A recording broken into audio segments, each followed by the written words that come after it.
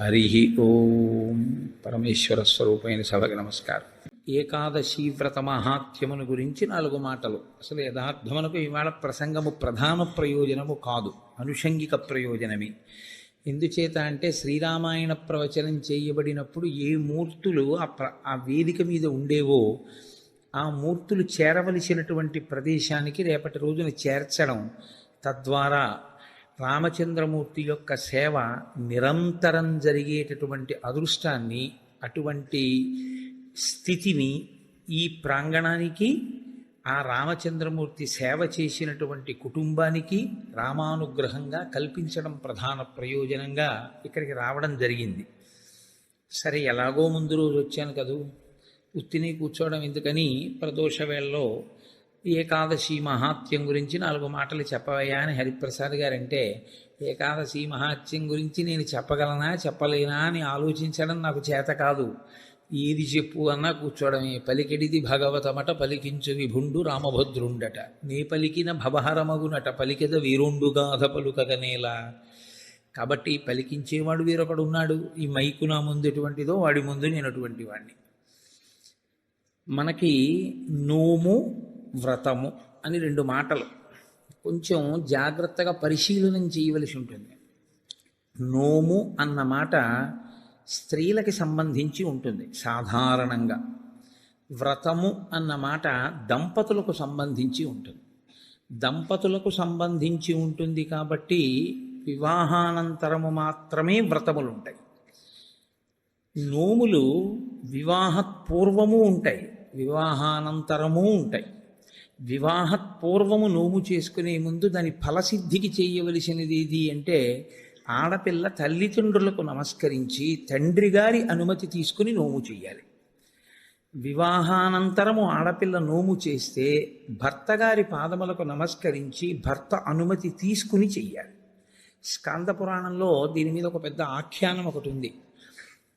ఒక వ్యక్తికి 2 భార్యలు. పెద్ద భార్య ఆయన్ని అనువర్తించి ఆయన ఏది చెయ్యమంటే అది చేసేది. ఒకవేళ ఆవిడ ఏదైనా చేద్దాం అనుకుంటే ఆయన పాదములకు నమస్కరించి ఆయన ఆశీర్వచనాన్ని అపేక్షించి అది పొంది చేసేది. చిన్న భార్య పెద్ద భార్య కన్నా ఎక్కువ నోములు నోచేది. కానీ ఆమె భర్త అనుమతి తీసుకోవడం కానీ భర్త పాదములకు నమస్కరించి కూర్చుని చేయడం కానీ ఎప్పుడూ చేసేది కాదు. కాకతాళీయంగా ఈ భర్త 2 భార్యల శరీరములు ఒకరోజే పడిపోతే ఆ భర్త శరీరాన్ని, పెద్ద భార్య శరీరాన్ని, వాళ్ళ జీవుల్ని స్వర్గలోకానికి తీసుకెడుతున్నారు. చిన్న భార్య శరీరాన్ని నరకానికి తీసుకెళ్ళారు. జీవుణ్ణి తీసుకెడితే ఆవిడ పరివేదన చెందింది. అదేవిడి పెద్ద ఆవిడ కన్నా నేను చాలా చేశాను, నన్ను నరకానికి తీసుకెడుతున్నారు ఏమిటండి. నువ్వు ఎన్ని చేసినా వ్రతమునకు నోమునకు ఒక ప్రధాన నియమం ఒకటి ఉంది. భర్త అనుమతి లేకుండా, భర్తకి నమస్కరించకుండా చెయ్యకూడదు. అలాగే అందుకే కొన్ని వ్రతకల్పములోకి వచ్చినా పక్కన భర్త కూర్చోకపోయినా ఆయన అనుమతితో ఆవిడ చేసింది కాబట్టి నోము వ్రతముగా మారిపోతుంది. వరలక్ష్మీ వ్రతము అప్పుడు మరి భర్త పక్కన కూర్చోలేదుగా వరలక్ష్మీ వ్రతం చేసేటప్పుడు. అంటే భర్త పాదములకు నమస్కరించి చేసినటువంటి కారణం చేత ఆ నోము వ్రతమే అయిపోతుంది. అది దాని స్వరూపము నోము, కానీ వ్రతంగా ఎప్పుడు మారుతుందంటే భర్త పాదములకు నమస్కరించి. ఎందుకు అలా నియమం పెట్టారు అంటే, ఆడదానికి స్వార్థం ఉండదు అని శాస్త్రవాక్కు. వివాహపూర్వము ఆమె ఏది చేసినా మంచి భర్త కొరకు, వివాహానంతరము ఆమె ఏమి చేసినా అత్తమామలు, పుట్టింటి వారి యొక్క సౌఖ్యము కొరకు. మరి నీ సౌఖ్యము? నాకు వేరు సౌఖ్యం లేదు, వాళ్ళందరూ సుఖంగా ఉండడమే నా సుఖం అంటుంది. అందుకే ఆడదాని పేరు మీద నెలకి 3 వానలలో 1 వాన. అంత గొప్పది పతివ్రతా ధర్మం. అనసూయమ్మ యొక్క గొప్పతనం అంతా పాతివ్రత్యమే. అటువంటి నోములు కొన్ని, వ్రతములు కొన్ని. వ్రతములు అనేకమైనటువంటి వ్రతములు. మీరు ఆ సిద్ధి విఘ్నేశ్వర వ్రతం దగ్గర నుంచి వరలక్ష్మీ వ్రతం, ఋషి పంచమీ వ్రతం, పౌష్య వ్రతం, ఎన్ని వ్రతాలు ఉంటాయో. ఇన్ని వ్రతాలు చేసేది దీని కొరకు అంటే, 1 కామ్యసిద్ధి, 2 చిత్తశుద్ధి. ఏ కోరిక లేకపోతే చిత్తశుద్ధి కొరకు చేసినట్టు, ఏదైనా కోరికతో చేస్తే కామ్యంతో చేసినట్టు. రెండిటినీ అనుగ్రహించగలిగి ఉంటాయి.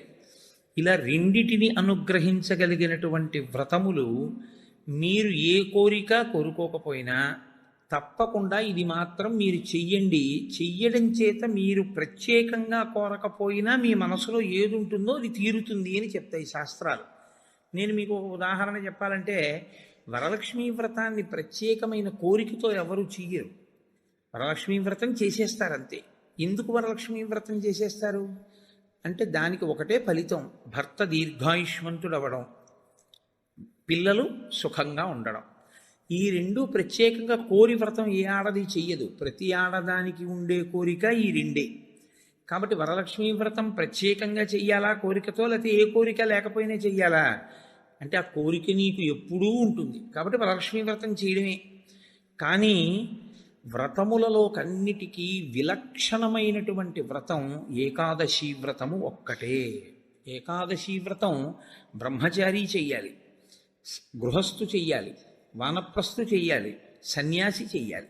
నలుగురు చేస్తారు. పైగా మీకు తిథుల యొక్క నిర్ణయం చేత నైమిత్తికములు అని పిలుస్తారు. తిథులు అన్ని సంప్రదాయముల వాళ్ళు ఆ తిథులు చేయరు. సుబ్రహ్మణ్య షష్ఠి వచ్చిందనుకోండి, వైష్ణవులు చెయ్యాలి అని నియమం ఏం లేదు. అలాగే మహాశివరాత్రి వచ్చిందనుకోండి, వైష్ణవులు చెయ్యాలి అని నియమం ఏం లేదు.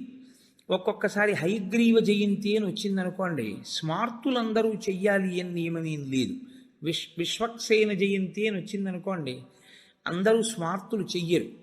విఘ్నేశ్వర చతుర్థి వచ్చిందనుకోండి, శాక్తేయులు కానీ వైష్ణవులు కానీ చెయ్యాలి అని పట్టుదలతో చేయడం కనపడదు.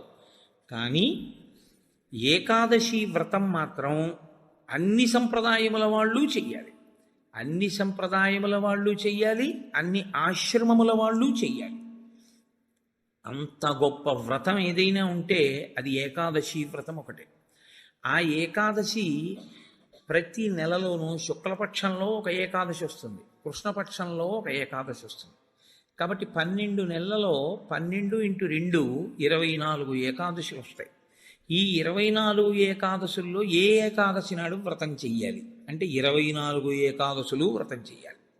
ఒకవేళ 24 ఏకాదశులు కాకుండా అధిక మాసం వస్తే, అధిక మాసంలోని శుక్లపక్ష కృష్ణపక్షాల్లో వచ్చేటటువంటి ఏకాదశి తిథుల యందు కూడా వ్రతం చేయాలి. కాబట్టి ఏకాదశి తిథి నాడు చేయవలసినటువంటి వ్రతానికి మాత్రం ఎక్కడా శాస్త్రములలో ఏ ఆశ్రమము వారికి మినహాయింపు లేదు, అందరూ చేయవలసిందే. ఒక్కొక్క ఏకాదశిని ఒక్కొక్క పేరుతో పిలుస్తారు. ఉదాహరణకి పుత్రైకేకాదశి అని ఒక ఏకాదశి 24 ఏకాదశుల్లో.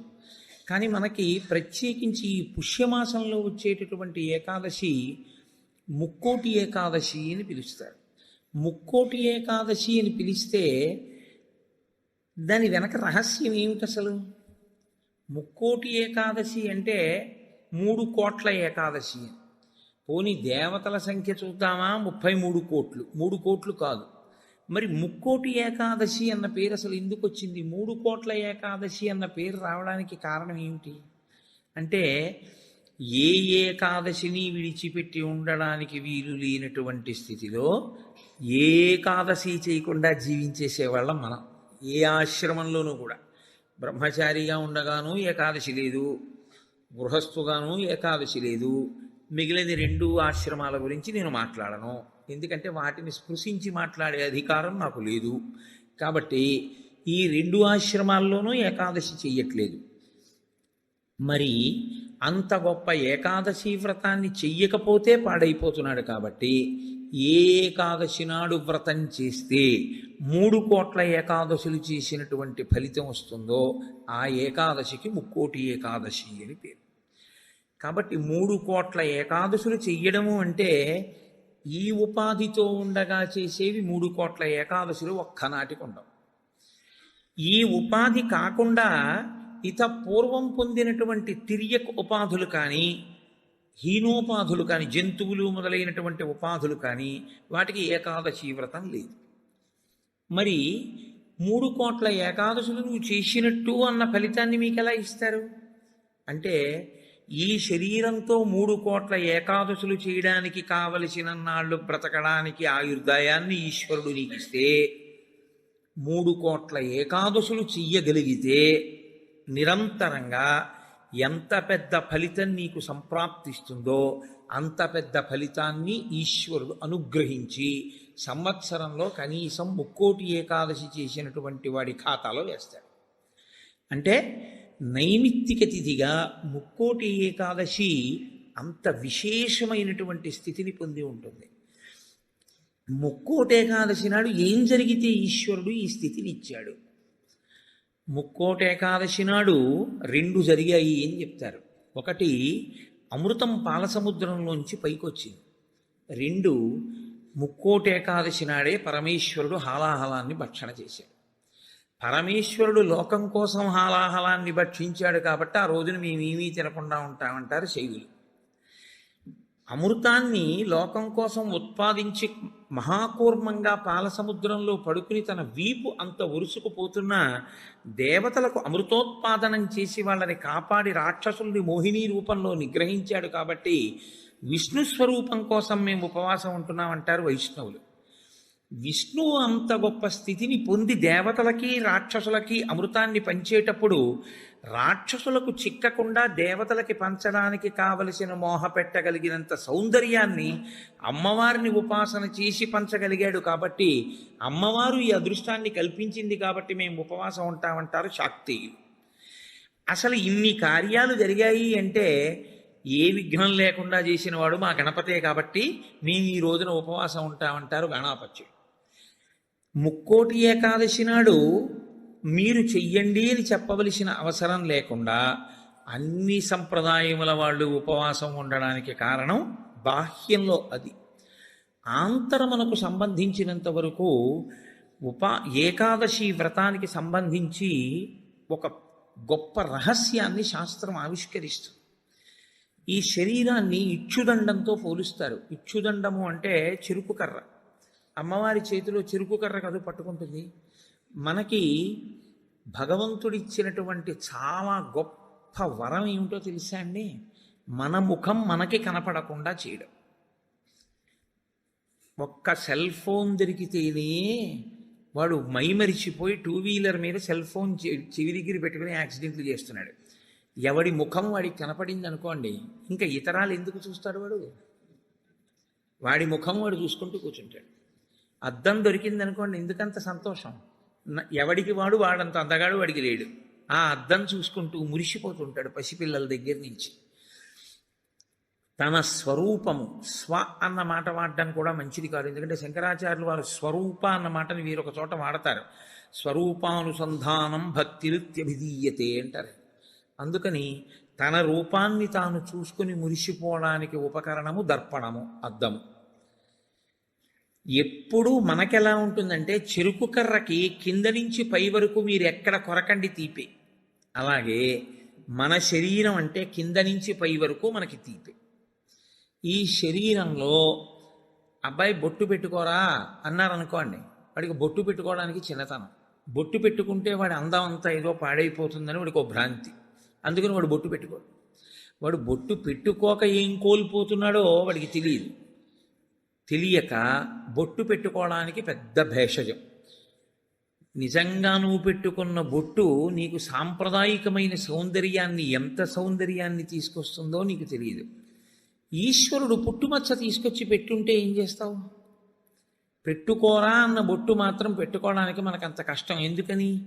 అయ్యి బాబోయ్, ఈ శరీరం యొక్క అందం ఏమైపోతుందో అని. కానీ శాస్త్రం అంటుంది అసలు 84 లక్షల జీవరాశులలో ఈశ్వర పథంలో నడవడానికి అనువైనటువంటి ఉపాధి ఒక్క మనుష్య ఉపాధి మాత్రమే. ఏకాదశి వ్రతం జంతువుకుందా? లేదు, మనుష్యునికే ఉంది. భగవన్నామం చెప్పగలిగినటువంటి అదృష్టం ఇతర ప్రాణికుందా? ఒక్క మనుష్యుడికి ఉంది. భగవత్ పూజ చేసేటటువంటి అదృష్టం ఇతర ప్రాణికుందా? ఒక్క మనుష్యునికే ఉంది. ఇన్ని అదృష్టములు మనుష్యునకు ఉన్నా మనుష్యుడు దేని కొరకు వీటన్నిటినీ విడిచిపెడతాడు అని అడిగింది. అంటే దాన్ని చాలా గొప్ప రహస్యమైనటువంటి విధి విధానంలో కట్టడి చేసి మనిషికి భోగమునందు ఉండేటటువంటి లాలసని ఈశ్వరుడు నిరూపణం చేస్తాడు. ఉపాసన కాలమంతా దక్షిణాయనం అంతా ఉపాసన, ఉత్తరాయణం అంతా తరిస్తాడు. బాగా చదువుకోవలసిన సమయంలో చదువుకున్నవాడు పరీక్షలు రాసినప్పుడు రాసి ఇంక సెలవుల్లో ఆడుకున్నట్టు. దక్షిణాయనంలో ఉపాసన చేయడానికి అడ్డొచ్చేది ఇవి అంటే ప్రకృతి బాహ్య ప్రకృతి, ఇక్కడ ఉండేటటువంటి ప్రకృతి అంటే బ్రహ్మాండ ప్రకృతి, పిండాండ ప్రకృతి. మీరు చూడండి, దక్షిణాయనం ఆషాఢమాసం దగ్గరలో ప్రారంభం అవుతుంది. ఆషాఢమాసం దగ్గర నుంచి ఇంకా మీకు వరస అన్నీ ఈశ్వరోపాసనకి సంబంధించినవి. విఘ్నేశ్వర వ్రతకల్పం కానివ్వండి, లేకపోతే శ్రావణ మాసం శుక్రవారాలు కానివ్వండి, మంగళగౌరీ వ్రతం కానివ్వండి, ఆ తర్వాత వచ్చేటటువంటి శరత్కాలంలో వచ్చే దేవీ నవరాత్రులు కానివ్వండి, తదనంతరం కార్తీకం, మార్గశీర్షం, పుష్యం, మాఘం, ఇవన్నీ విశేషమైనటువంటి ఆరాధన. భగవంతుణ్ణి ఆరాధించి మిక్కుటమైన ఫలితాన్ని పొందడానికి కావలసిన తిథులన్నీ అక్కడే ఉంటాయి. కానీ ఈయన ఎందుకు లేవలేడు, ఎందుకు ప్రాతకాల స్నానం చెయ్యలేడు? ఒక్కటే కారణం, గాలి అక్కర్లేదు, ఉన్న తలుపులు వేసేస్తే చాలు. కొత్తగా ఏసీ అక్కర్లేదు, ఓ పల్చటి దుప్పటి మీద పడేసుకుంటే చాలు, చక్కగా నిద్ర పట్టేస్తుంది. తెల్లవారకట్ట లేవలేడు, సంధ్యావందనం చేయలేడు, కార్తీక సోమవారం నువ్వేమీ చేయక్కర్లేదు, స్నానం చేయలేడు, దేవాలయానికి వెళ్ళలేడు, ఉపవాసం ఉండలేడు. ఎందువల్ల ఉండలేడు అంటే బయట ప్రకృతి దీన్ని సుఖపెట్టడానికి అనువైన రీతిలో ఉంటుంది. ఆ కాలం అంతా ఉండడంలో ఏమవుతుందంటే సుఖలాలసకి అలవాటుపడి దీన్ని కష్టపెట్టడానికి ఇష్టపడడం. కానీ శాస్త్రం అంటుంది, నీకు బెల్లం కావాలి, పంచదార కావాలి, చెరుకు కర్ర ఉంటే వస్తాయి, మంచిదే. కానీ చెరుకు కర్ర ఒక్కటి అక్కడ పెట్టి నువ్వు బెల్లంగా మారు అంటే మారుతుందా? మారదు. నువ్వు పంచదారగా మారుతుందా? మారదు. కానీ బెల్లం కానీ పంచదార కానీ కావాలి అనుకున్నవాడు చెరుకు కర్రని మరలో పెట్టి తిప్పవలసి ఉంటుంది, తప్పదు. చెరుకు కర్రని మరలో పెట్టి తిప్పితే చెరుకు కర్ర పిప్పి అయిపోతుంది. ఈ మొదల నుంచి ఆ చివరి వరకు పిప్పి చేస్తూ ఇట్నుంచటు తిప్పేస్తే చెరుకు కర్ర అంతా పిప్పి అయిపోయిన తర్వాత అందులో ఉన్న తీయటి రసం అంతా కారిపోతుంది. ఇప్పుడు అలా కారిపోయిన రసం ఏదుందో అదే బెల్లం అవుతుంది, అదే పంచదార అవుతుంది, పంచామృతాల్లో ఒకటవుతుంది. ఈశ్వరుడికి నివేదన చేసే పదార్థంలో పంచదార వేసి ఉండకూడదు, బెల్లం వేసి ఉండాలి. కాబట్టి నివేదనకి బెల్లం అవుతుంది, పంచామృతాల్లో అభిషేకానికి పంచదార అవుతుంది. ఈ రెండుగా మారేది ఆ చెరుకు కర్రలోంచి. కానీ చెరుకు కర్ర నలగనంత కాలం పంచదార బెల్లం రావు. చెరుకు కర్రే కారణమైనా నేను నలగను అని చెరుకు కర్ర అందనుకోండి, పంచదార బెల్లం రాదు. ఏకాదశి వ్రతం చెయ్యను అన్నాడు అనుకోండి, మనుష్య జన్మ యొక్క సార్థకత రాదు. కాబట్టి ఏకాదశి వ్రతం ఎవరి కొరకు వారి కొరకే. ఈ వ్రతం మాత్రం నా భార్య కొరకు నా పిల్లల కొరకు కాదు. నా భార్య చేస్తే నా కొరకు దాని బిడ్డల కొరకు కాదు, నేను చేస్తే నా కొరకు, నా భార్య చేస్తే తన కొరకు, నా పిల్లలు చేస్తే వారి కొరకు. ఇది ఎవరు చేస్తారో కేవలం వారి కొరకు. ఏ చెరుకు కర్ర నలిగిందో అది పంచదార బెల్లంగా మారుతుంది. ఆ చెరుకు కర్ర నలిగింది కదండి, నేను నలగాల అని నిలబడిన చెరుకు కర్ర పంచదార బెల్లంగా మారలేదు. అలాగే ఎవరు శరీరాన్ని ప్రయత్నపూర్వకంగా క్లీశ పెడతారో వారు మాత్రమే ఏకాదశి వ్రతమును చెయ్యగలరు.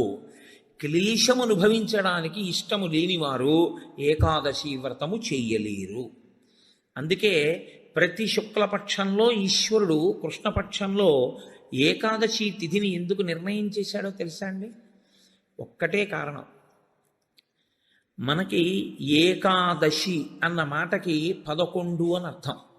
ఏకాదశి 11 అయితే క్లేశ పెట్టడము అన్న మాటకున్న అర్థం ఏమిటంటే, మీరు ఏమీ చెయ్యొద్దు, ఇలాగే కూర్చోండి, ఒక్క 4 గంటలు లేవద్దు, ఇలా కూర్చోండి అన్నాను అనుకోండి, ఇది పెద్ద కష్టమే ఉందండి అనిపిస్తుంది ముందు. కానీ ఓ అరగంట అయ్యాక బోల్డ్ అని పనులు ఉన్నాయి ఏమిటో ఇలా కూర్చోబెట్టాడు, ఉత్తినే ఇలా కూర్చోవడం వల్ల ఎన్ని పనులు పోతున్నాయి, ఇటు కూర్చోవడం ఏమిటి అనిపిస్తుంది. ఓ గంట పోయాక నాకేమీ అక్కర్లేదు కానీ కాస్త ఈ కాలు తీసి ఈ కాలు పైకి ఎత్తనిస్తే చాలనిపిస్తుంది. కూర్చోలేడు. ఈ శరీరాన్ని అలా మీరు కూర్చోవడానికి అనువుగా 4 గంటలు కూర్చోబెట్టగలిగారనుకోండి, క్లేశపడి అయినా ఆసనం మారకుండా, పూజలోంచి పైకి లేవకుండా, ఆవలించకుండా, ఒళ్ళు విరవకుండా మీరు పూజామందిరంలో కూర్చోగలిగితే, శరీరము క్లేశపడుతోందని తెలిసినా మీరు దాన్ని అలా కూర్చోపెట్టగలిగితే, మీ శరీరము కన్నా మీ మనసు పైన నిలబడి అధికారాన్ని పొందింది అని గుర్తు. ఎందుకు అంటారేమో, ఇది నలుగుడు పడకుండా, ఇది క్లేశపడకుండా ఇది వెళ్ళదు. ఇది శాస్త్రంలో పరమరహస్యం. ఇది అసలు వచ్చినది ఎందుకు అంటే, 2 కారణాల కోసం ఈశ్వరుడు దీన్ని ఇస్తాడు. తరించాలి అన్న ఉద్దేశ్యం తనంత తాను పొందని వాడికి ఈ శరీరం రావడం వల్ల వచ్చే ప్రయోజనాలు 2. ఒకటి, పూర్వజన్మలో చేసుకున్న పుణ్యము క్షయమైపోతుంది, పూర్వజన్మలో చేసుకున్న పాపము క్షయమైపోతుంది. ఈ 2 జరుగుతాయి. ఎలా జరుగుతాయని మీరు అడుగుతారేమో. దీనికి ఏదో అనారోగ్యం వస్తుంది, ఈ మోకాలు నొప్పెడుతుంది, అబ్బా మోకాలు నొప్పిగా ఉంది, మోకాలు నొప్పిగా ఉంది, మోకాలు నొప్పిగా ఉంది అంటాడు. అసలు శరీరం అన్నది లేదనుకోండి, నొప్పిగా ఉందని బాధపడడానికి మీకేముంది? మీరు బాధపడడానికి ఏం లేదు. మీరు బాధపడాలి అంటే మీకు శరీరం ఉండాలి. శరీరం ఉంటే మనసు ఉంటుంది. అప్పుడు మనసు ఎప్పుడు బాధపడుతుంది? నా కూతురు ఏదో బాధపడితే నా మనసు బాధపడుతుంది. నేను చేసుకున్న పాపపుణ్యాలు పోవాలి అంటే ఈ శరీరంతోనే నేను పోగొట్టుకోవాలి. నేను అలా ఓ భవనాన్ని చూపించి ఇది నాదే, ఇది నాదే, ఇది నాదే అంటున్నాను అనుకోండి, నా పుణ్యం పోతూ ఉంటుంది. ఎందుకంటే మీరు ఎంత పొంది ఉన్నారో అంత వలన ఈశ్వరుడు అంత పుణ్యాన్ని క్షయం చేస్తాడు. నీకు ఇంత పుణ్యం చేశావు, అది పోతే ఇదిగో ఇంత నీకుంది అని అధికారం ఇస్తాడు. ఇన్ని మాటలు నాదని నువ్వు అనొచ్చు. ఇంత పుణ్యం నీకు పోతే ఇంత సుఖాన్ని నువ్వు అనుభవించవచ్చు. అందరూ ఒకడు కష్టపడి నడిచెడుతున్నాడు, అంతకన్నా ఒకడు సైకిల్ మీద ఎడుతున్నాడు, అంతకన్నా తేలిగ్గా ఒకడు స్కూటర్ మీద ఎడుతున్నాడు, అంతకన్నా తేలిగ్గా ఒకడు కారు మీద ఎడుతున్నాడు, ఇంకా తేలిగ్గా ఒకడు కబుర్లు చెప్పుకుంటూ రైల్లో వెడుతున్నాడు, ఏసీలో, ఇంకా తేలిగ్గా గంటలో ఒకడు విమానంలో వెడుతున్నాడు. భోగమునందు స్థాయి మార్పులో ఈశ్వరుడు పుణ్యాన్ని క్షయం చేసేస్తాడు. అంటే నీవు అందులో ఎంత కష్టపడవలసి ఉంటుందో అంత కష్టాన్ని దాటేస్తావు. ఓ 1000 కిలోమీటర్లు ప్రయాణం చెయ్యవలసి వస్తే, నిజంగానూ పాదచారి అయి నడవవలసి వస్తే పడవలసిన క్లేశాన్ని 2 గంటల్లో ఓ సీట్లో కూర్చుని ఏసీలో పేపర్ చదువుకుని వెళ్ళిపోయావు. వెళ్ళిపోవడం వరకు బాగానే ఉంటుంది, వెళ్ళిపోయిన కారణం చేత నీ పుణ్యం క్షయమైపోతుంది. నిన్ను విమానంలో పంపించానా లేదా 2000 కిలోమీటర్లు? ఉత్తినే వెళ్ళావా?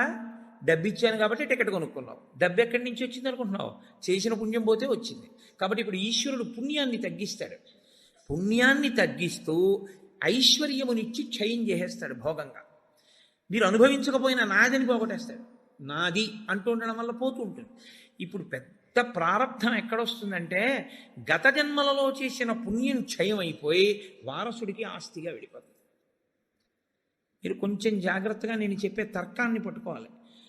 ఓ 1,00,000 రూపాయలు కష్టపడి కష్టపడి కష్టపడి కష్టపడి కష్టపడి దాచాడు, ఇదంతా నాది నాది నాది, నేనెవరికి ఇవ్వను, నేనెవరికి ఇవ్వనన్నాడు, వెళ్ళిపోయాడు. ఎవరికి ఎడుతుంది అది? కొడుక్కో కూతురుకో వెళ్ళిపోతుంది. ఇప్పుడు 1,00,000 రూపాయలు మిగిలింది అంటే ఆయన పుణ్యం ఏమైంది? పోయింది, జీవుడి పుణ్యం. 1,00,000 రూపాయలు ఏమైపోయింది? వారసుడికి వెళ్ళిపోయింది. జీవుడు ఏమైపోయాడు? దరిద్రుడైపోయాడు. శాస్త్రం అంటుంది, నిజంగా నీది నువ్వే అనుభవించాలనుకుంటే మార్గం ఏమిటో తెలుసా? దాన్ని దానం చేయడమే. దానం చేస్తే నీకు పుణ్యం అయిపోయి మళ్ళీ నీ దగ్గర పడిపోతుంది వచ్చి. మళ్ళీ నువ్వు జీవుడిగా ఇంకొక శరీరంలోకి వెళ్ళినప్పుడు నీతో పాటే ఆ పుణ్యం వస్తుంది. వచ్చి మళ్ళీ నువ్వు భోగం అనుభవించడానికి పుణ్యం అడ్డొస్తుంది. నువ్వు ఇక్కడ విడిచిపెట్టి అక్కడ శరీరాన్ని విడిచిపెట్టేశావు. శరీరం విడిచిపెట్టిన ఉత్తర క్షణంలో ఇంక జీవుడికి సంబంధం లేదు, దానికి సంబంధించింది వేరే శరీరంలోకి వెళ్ళిపోతాడు. అక్కడ సుఖాన్ని అనుభవించడం, దుఃఖాన్ని అనుభవించడానికి మళ్ళీ నీ పాపపుణ్యములే లెక్క. ఏది ఏం పెట్టి అనుభవింపజేయాలి? అందుకని బాగా కష్టపడిపోతున్నాడు పాపం పోతోందని గుర్తు, బాగా సుఖపడిపోతున్నాడు పుణ్యం పోతోందని గుర్తు. మీరు జాగ్రత్తగా పట్టుకుంటే బాగా కష్టపడుతున్న వాడెవరో వాడు తన పాపాన్ని పోగొట్టుకుంటున్న అదృష్టవంతుడు, బాగా సుఖపడుతున్న వాడెవరో వాడు తన పుణ్యాన్ని పోగొట్టుకుంటున్న దురదృష్టవంతుడు. కాబట్టి బాగా సుఖపడేవాడెవడో వాడు ఎక్కువ జాగ్రత్తగా ఉండాలని చెప్తోంది శాస్త్రం. ఎందుకో తెలుసా అండి? జీవుడి ఖాతాలోకి మళ్ళీ తేవాలి. జీవుడి ఖాతాలోకి మళ్ళీ తేవాలంటే ప్రయత్నపూర్వక త్యాగం చెయ్యాలి. త్యాగే నైకే అమృతత్వ మానసు. అది చెయ్యవు, జీవుడు దరిద్రుడవుతాడు. శరీరాన్ని ఉందండి, ఇందులో ఎన్నాళ్ళు ఉంటావు? ఇదో అద్దె కొంప. భగవాన్ రమణులు చెప్పినట్టు ఇవాళో రేపో ఖాళీ చేసేయాలి. ఖాళీ చేసేసి వెళ్ళిపోతాడు. వెళ్ళిపోయిన తర్వాత అందులోకి వెళ్ళిన తర్వాత అయ్యా మళ్ళీ నేను విమానం ఎక్కుతానండి, అయ్యా మళ్ళీ నేను గుర్రం ఎక్కుతానండి, అయ్యా నేను మళ్ళీ ఏనుగులు ఎక్కుతానండి, మళ్ళీ నేను ఉపన్యాసాలు చెప్తానండి అంటే నీ మోహం గతంలో నువ్వు చెప్పిందే ఉంది, నువ్వు చేసిందే ఉంది. పావలాకా సుచ్చుకోకుండా చెప్పింది ఏమైనా ఉందా మళ్ళీ చెప్పడానికి? నువ్వు భక్తితో చెప్పింది ఏమైనా ఉందా? కీర్తి కండూతి లేకుండా నువ్వు చెప్పింది ఏమైనా ఉందా మళ్ళీ నువ్వు చెప్పడానికి? నువ్వు ఏదీ కోరకుండా ఈశ్వరుణ్ణి నమ్మి ఇలా పెట్టింది ఏమైనా ఉందా? దాన్ని అక్షయం ఈశ్వరుడు చేయడానికి. పుణ్యమన్న కోరికతో కాదు, ఈశ్వరుడు ఇచ్చాడు ఈశ్వరుడికి ఇస్తున్నాను అని ఇవ్వగలవా? భవతే విష్ణుస్వరూపాయతే అంటూ ఇవ్వగలవా? అలా ఇవ్వగలిగితే అక్షయం చేస్తాడు ఈశ్వరుడు దాన్ని. నువ్వు ఇచ్చిన రూపాయి ₹1,00,00,000 అయిపోతుంది పుణ్యంలో. అది చమత్కారం. అది అసలు జీవన విధానమనందుండేటటువంటి పెద్ద రహస్యం. అందుకే ధర్మశాస్త్రం ఎంత దాచాలి, ఎంత ఖర్చు పెట్టాలి, ఎంత దానం చెయ్యాలి కూడా చెప్పేసి, తనకి కావలసినంత ఖర్చు పెట్టుకోనివాడు తనని తాను ఖేద పెట్టుకున్నవాడు, తనకి కావలసిన దానికన్నా ఎక్కువ ఖర్చు పెట్టినవాడు తన భవిష్యత్ తరాలకి ద్రోహం చేసినవాడు. తనకి కావలసిన కన్నా ఖర్చు పెట్టడం అంటే అసలు నీకున్నదంతా దానం చేయమని శాస్త్రం చెప్పదు. ఎందుకో తెలుసా అండి? గృహస్థుకి నియమం ఉంది, బిడ్డలకి విడిచిపెట్టాలి, విడిచిపెట్టకుండా వెళ్ళకూడదు. కానీ 3వ వంతు మాత్రం దానం చేసుకోకపోతే జీవుడు పాడైపోతాడు. పుణ్యం పోయింది, మళ్ళీ పుణ్యం ఏది జీవుడి ఖాతాలో?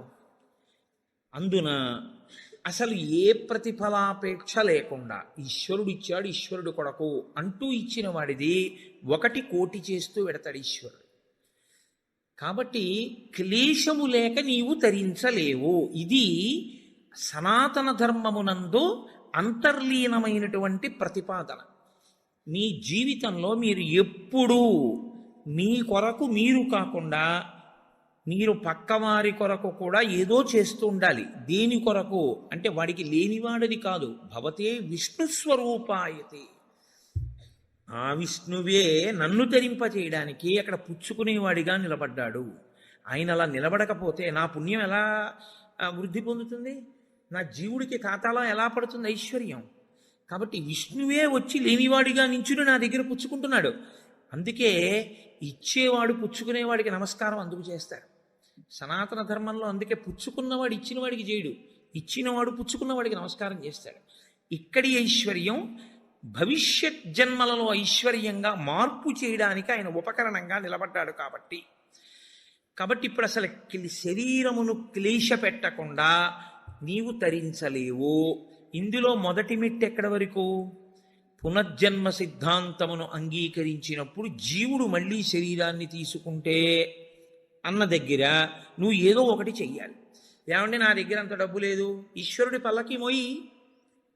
ఏమండి నేను పల్లకి మొయ్యలేను, కూర్చుని భగవత్కథ వినగలవా? విను. నేను భగవత్కథ కూడా వినలేను, పోని నామం చెప్పగలవా? చెప్పు. నేను నామం కూడా చెప్పలేను పైకి, పోని నోట్లో అనుకోగలవా? అనుకో. స్మరణం, మనసుతో ఈశ్వరుణ్ణి స్మరించగలవా? స్మరించు. నువ్వు ఏది చేసినా పుణ్యమే. నువ్వు ఈశ్వరుడితో ఎలాగైనా దగ్గరి సంబంధాన్ని పెట్టుకుంటే నువ్వు నిచ్చెన ఎక్కుతున్నవాడివే. ఇందులో మళ్ళీ 2 మార్గాలు ఉంటాయి. మొదటి మార్గము ఉత్తర జన్మల యందు జీవుణ్ణి సుసంపన్నుణ్ణి చేసుకోవడం. ఎందుకో తెలుసా అండి? ఉత్తరాయణంలో వెళ్ళిపోయాడు అంటారు. ఉత్తరాయణంలో వెళ్ళిపోయాడు అంటే దక్షిణాయనంలో వెళ్ళిపోయిన వాడు నిర్భాగ్యుడు అని కాదు దాని అర్థం. ఉత్తరాయణంలో వెళ్ళిపోయిన వాడు అంటే ఏంటంటే చేసుకోవలసిందంతా చేసుకుని వెళ్ళిపోయిన వాడు అని. దక్షిణాయనంలో చేసుకోవలసిందంతా చేసేసుకున్నవాడు ఉత్తరాయణంలో పెడతారు కదండి. అంటే చేసుకోవలసిన పుణ్యం అంతా చేసేసుకున్నవాడు దక్షిణాయనంలో వెళ్ళినా ఒకటే, ఉత్తరాయణంలో వెళ్ళినా ఒకటే. ఇప్పుడు ఈ చేసుకునే పుణ్యం రెండు కింద విభాగం చేస్తాడు ఈశ్వరుడు. ఒకటి, మళ్ళీ వచ్చే జన్మకి పెట్టుబడిగా నువ్వు వాడుకోవలసింది. రెండు, అసలు జన్మే అక్కర్లేదని ఈశ్వరుడితో కలిసిపోవలసింది.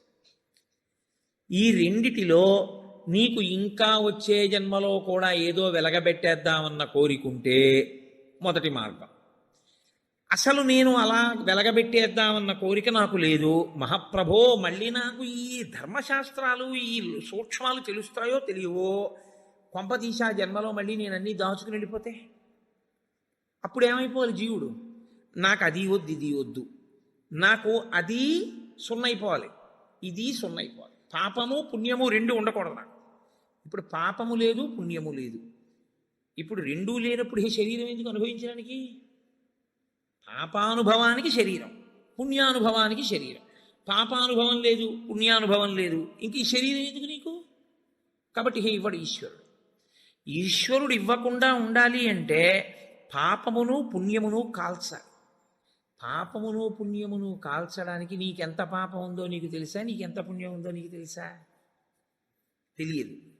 ఈశ్వరుడు అన్నాడు, నీవు నీ జేబులో ఉన్న 10 రూపాయలు ఇంకోడికి ఇచ్చేయడం కష్టమైనా క్లేశపడి ఇవ్వడం వల్ల పుణ్యం ఇచ్చినట్టే, ఈశ్వరుణ్ణి చేరుకోవడం కోసం నీకిచ్చిన తెప్పయైన ఈ శరీరాన్ని క్లేశ పెట్టడానికి ఏకాదశి వ్రతాన్ని నిర్ణయం చేశాడు.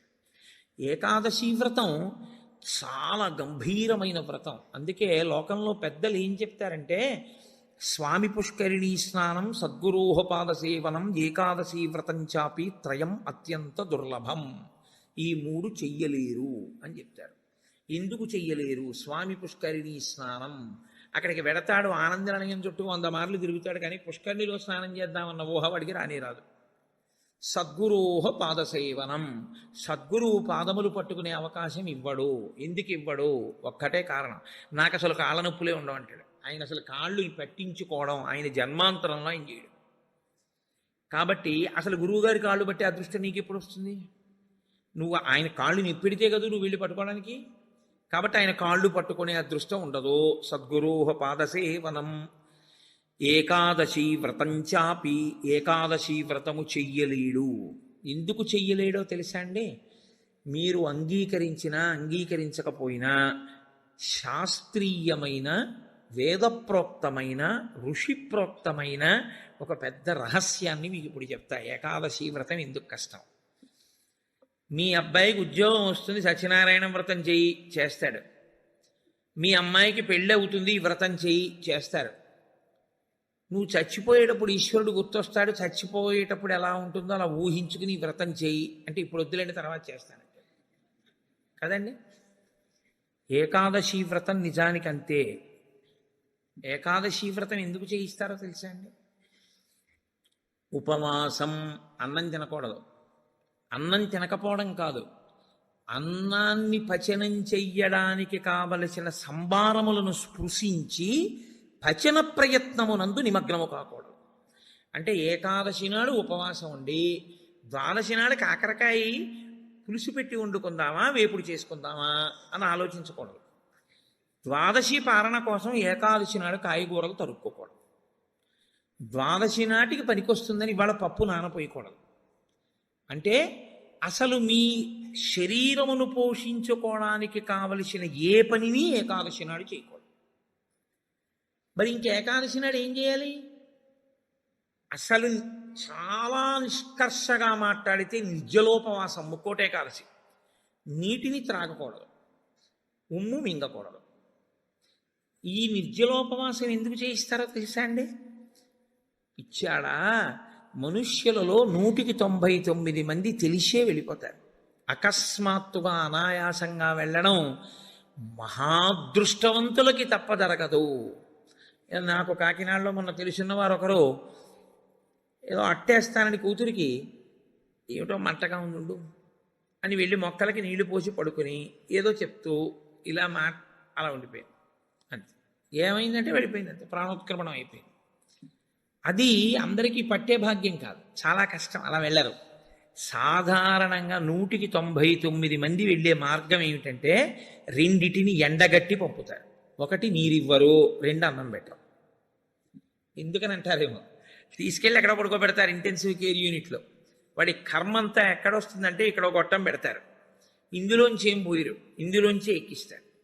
దీంతో ఏం తాకూడదండి అంటారు, దీంతో ఏమీ తినకూడదండి అంటారు. ఇందులోంచి వెళ్ళిందే ఆహారం, ఇందులోంచి వెళ్ళిందే పానీయం. ఫోన్లేండి, ఇప్పుడు మాకు వచ్చిన నష్టం ఏమిటి, ఏదో ఒకటి ఎక్కుతోందిగా చచ్చిపోంగా అంటారేమో. ఓ 8 బెడ్స్ వేస్తారు అక్కడ. అకస్మాత్తుగా వీడికి పెటిడ్రిన్ ఇంజెక్షన్ ఇచ్చి వీడు పడుకుని ఉంటే 11ంటికి గొళ్ళుమని ఏడుపు వినపడుతుంది. 3వ బెడ్ మీద వాడిని స్ట్రెచ్చర్ మీద బయటికి తీసుకెళ్ళిపోతూ ఉంటాడు. వీడికి గుండెలు గుబక్కుమంటాయి. 11 మంచాలు ఉండేవి, 3వ మంచం వాడు వెళ్ళిపోయాడు. వీడు 8వ మంచం వాడు అయితే పర్వాలేదు, వీడు 1, 2 అయ్యాడు అనుకోండి. వీడి కర్మే. నేను చూశానండి, నేను యథార్థంగా చూశాను ఒక హాస్పిటల్లో. నేను దీన్ని ఏమి హాస్యంగా చెప్తున్నానని మీరు అనుకోకండి. 3 మంచాలలో మధ్య మంచం ఆయన వెళ్ళిపోయాడు. నేను చూస్తున్నాను, ఎవరో కాదు మా బంధువే. ఏడుస్తుంటే డాక్టర్లు అన్నారు, అమ్మ ఇక్కడ ఏడవకూడదు, నిశ్శబ్దంగా తీసుకెళ్ళి బయట ఏడవండి అన్నారు. ఎందుకంటే వాళ్ళు వెళ్ళిపోతారు గట్టిగా ఏడిస్తే, ఏడవకూడదు అన్నారు. నిజమే అది. వాడు అప్పటికే, నేను వెళ్ళిపోయిన వాడిని చూడటం లేదు, 1, 3 మంచాల వాళ్ళని చూస్తున్నాను. వాళ్ళు వీడు వెళ్ళిన మార్గం మూసుకుపోవుగాక అని వాళ్ళిద్దరు అలా చూస్తున్నారు. వీడు అదే వ్యాధితో జాయిన్ అయిన వాడికి ఎంత భయంగా ఉంటుందండి. గబాలను గోనుగుడలో బారేసి దగ్గర చేసి పట్టుకెళ్ళిపోతున్నారు బయటికి. పట్టుకెళ్ళిపోతుంటే ఆ బయటికి తీసుకెళ్ళిన తర్వాత ఇలా కిటికీలోంచి చూస్తే ఏం చేస్తున్నారో అన్నీ కనపడుతున్నాయి. కనపడుతుంటే వీడికి ఎలా ఉంటుంది, వీడి పరిస్థితి ఎలా ఉంటుంది? నాన్న రామకృష్ణ అనుకో ఇప్పుడు, అంటే నీ మొహం ఇట్సా ఎక్కడంటానంటో.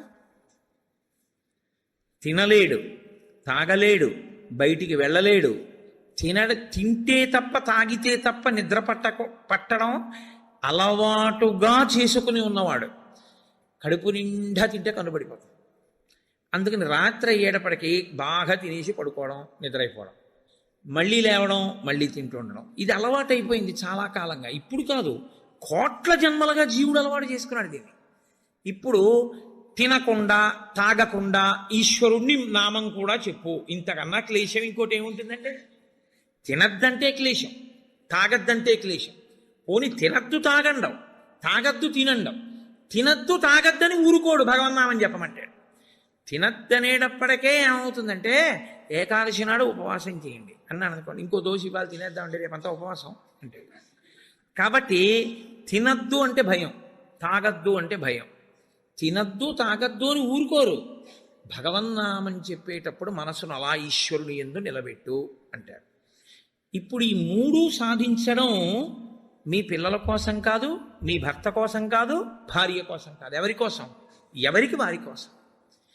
ప్రతి పక్షంలోనూ ఒకసారి ఈ ఎక్సర్సైజ్ చేస్తే, ఈ వ్యాయామం చేస్తే, రిహార్సల్ అని ఒకటి ఉంటుంది. అంటే చూడండి, ఒక నృత్య ప్రదర్శన చేసేవాళ్ళు 10 మాటలు బయట వేసుకుంటారు. ఒకసారి ఇలా వేద్దాం, ఇలా వేద్దాం, దాన్ని తీసుకొచ్చి చివర ఒకసారి రంగస్థలం మీద వేసేస్తారు. అలాగే ప్రతి పక్షంలోనూ ఒకసారి రిహార్సల్ వేస్తాడు. వెళ్ళిపోయేటటువంటి పద్ధతిని ఊహ చేస్తాడు.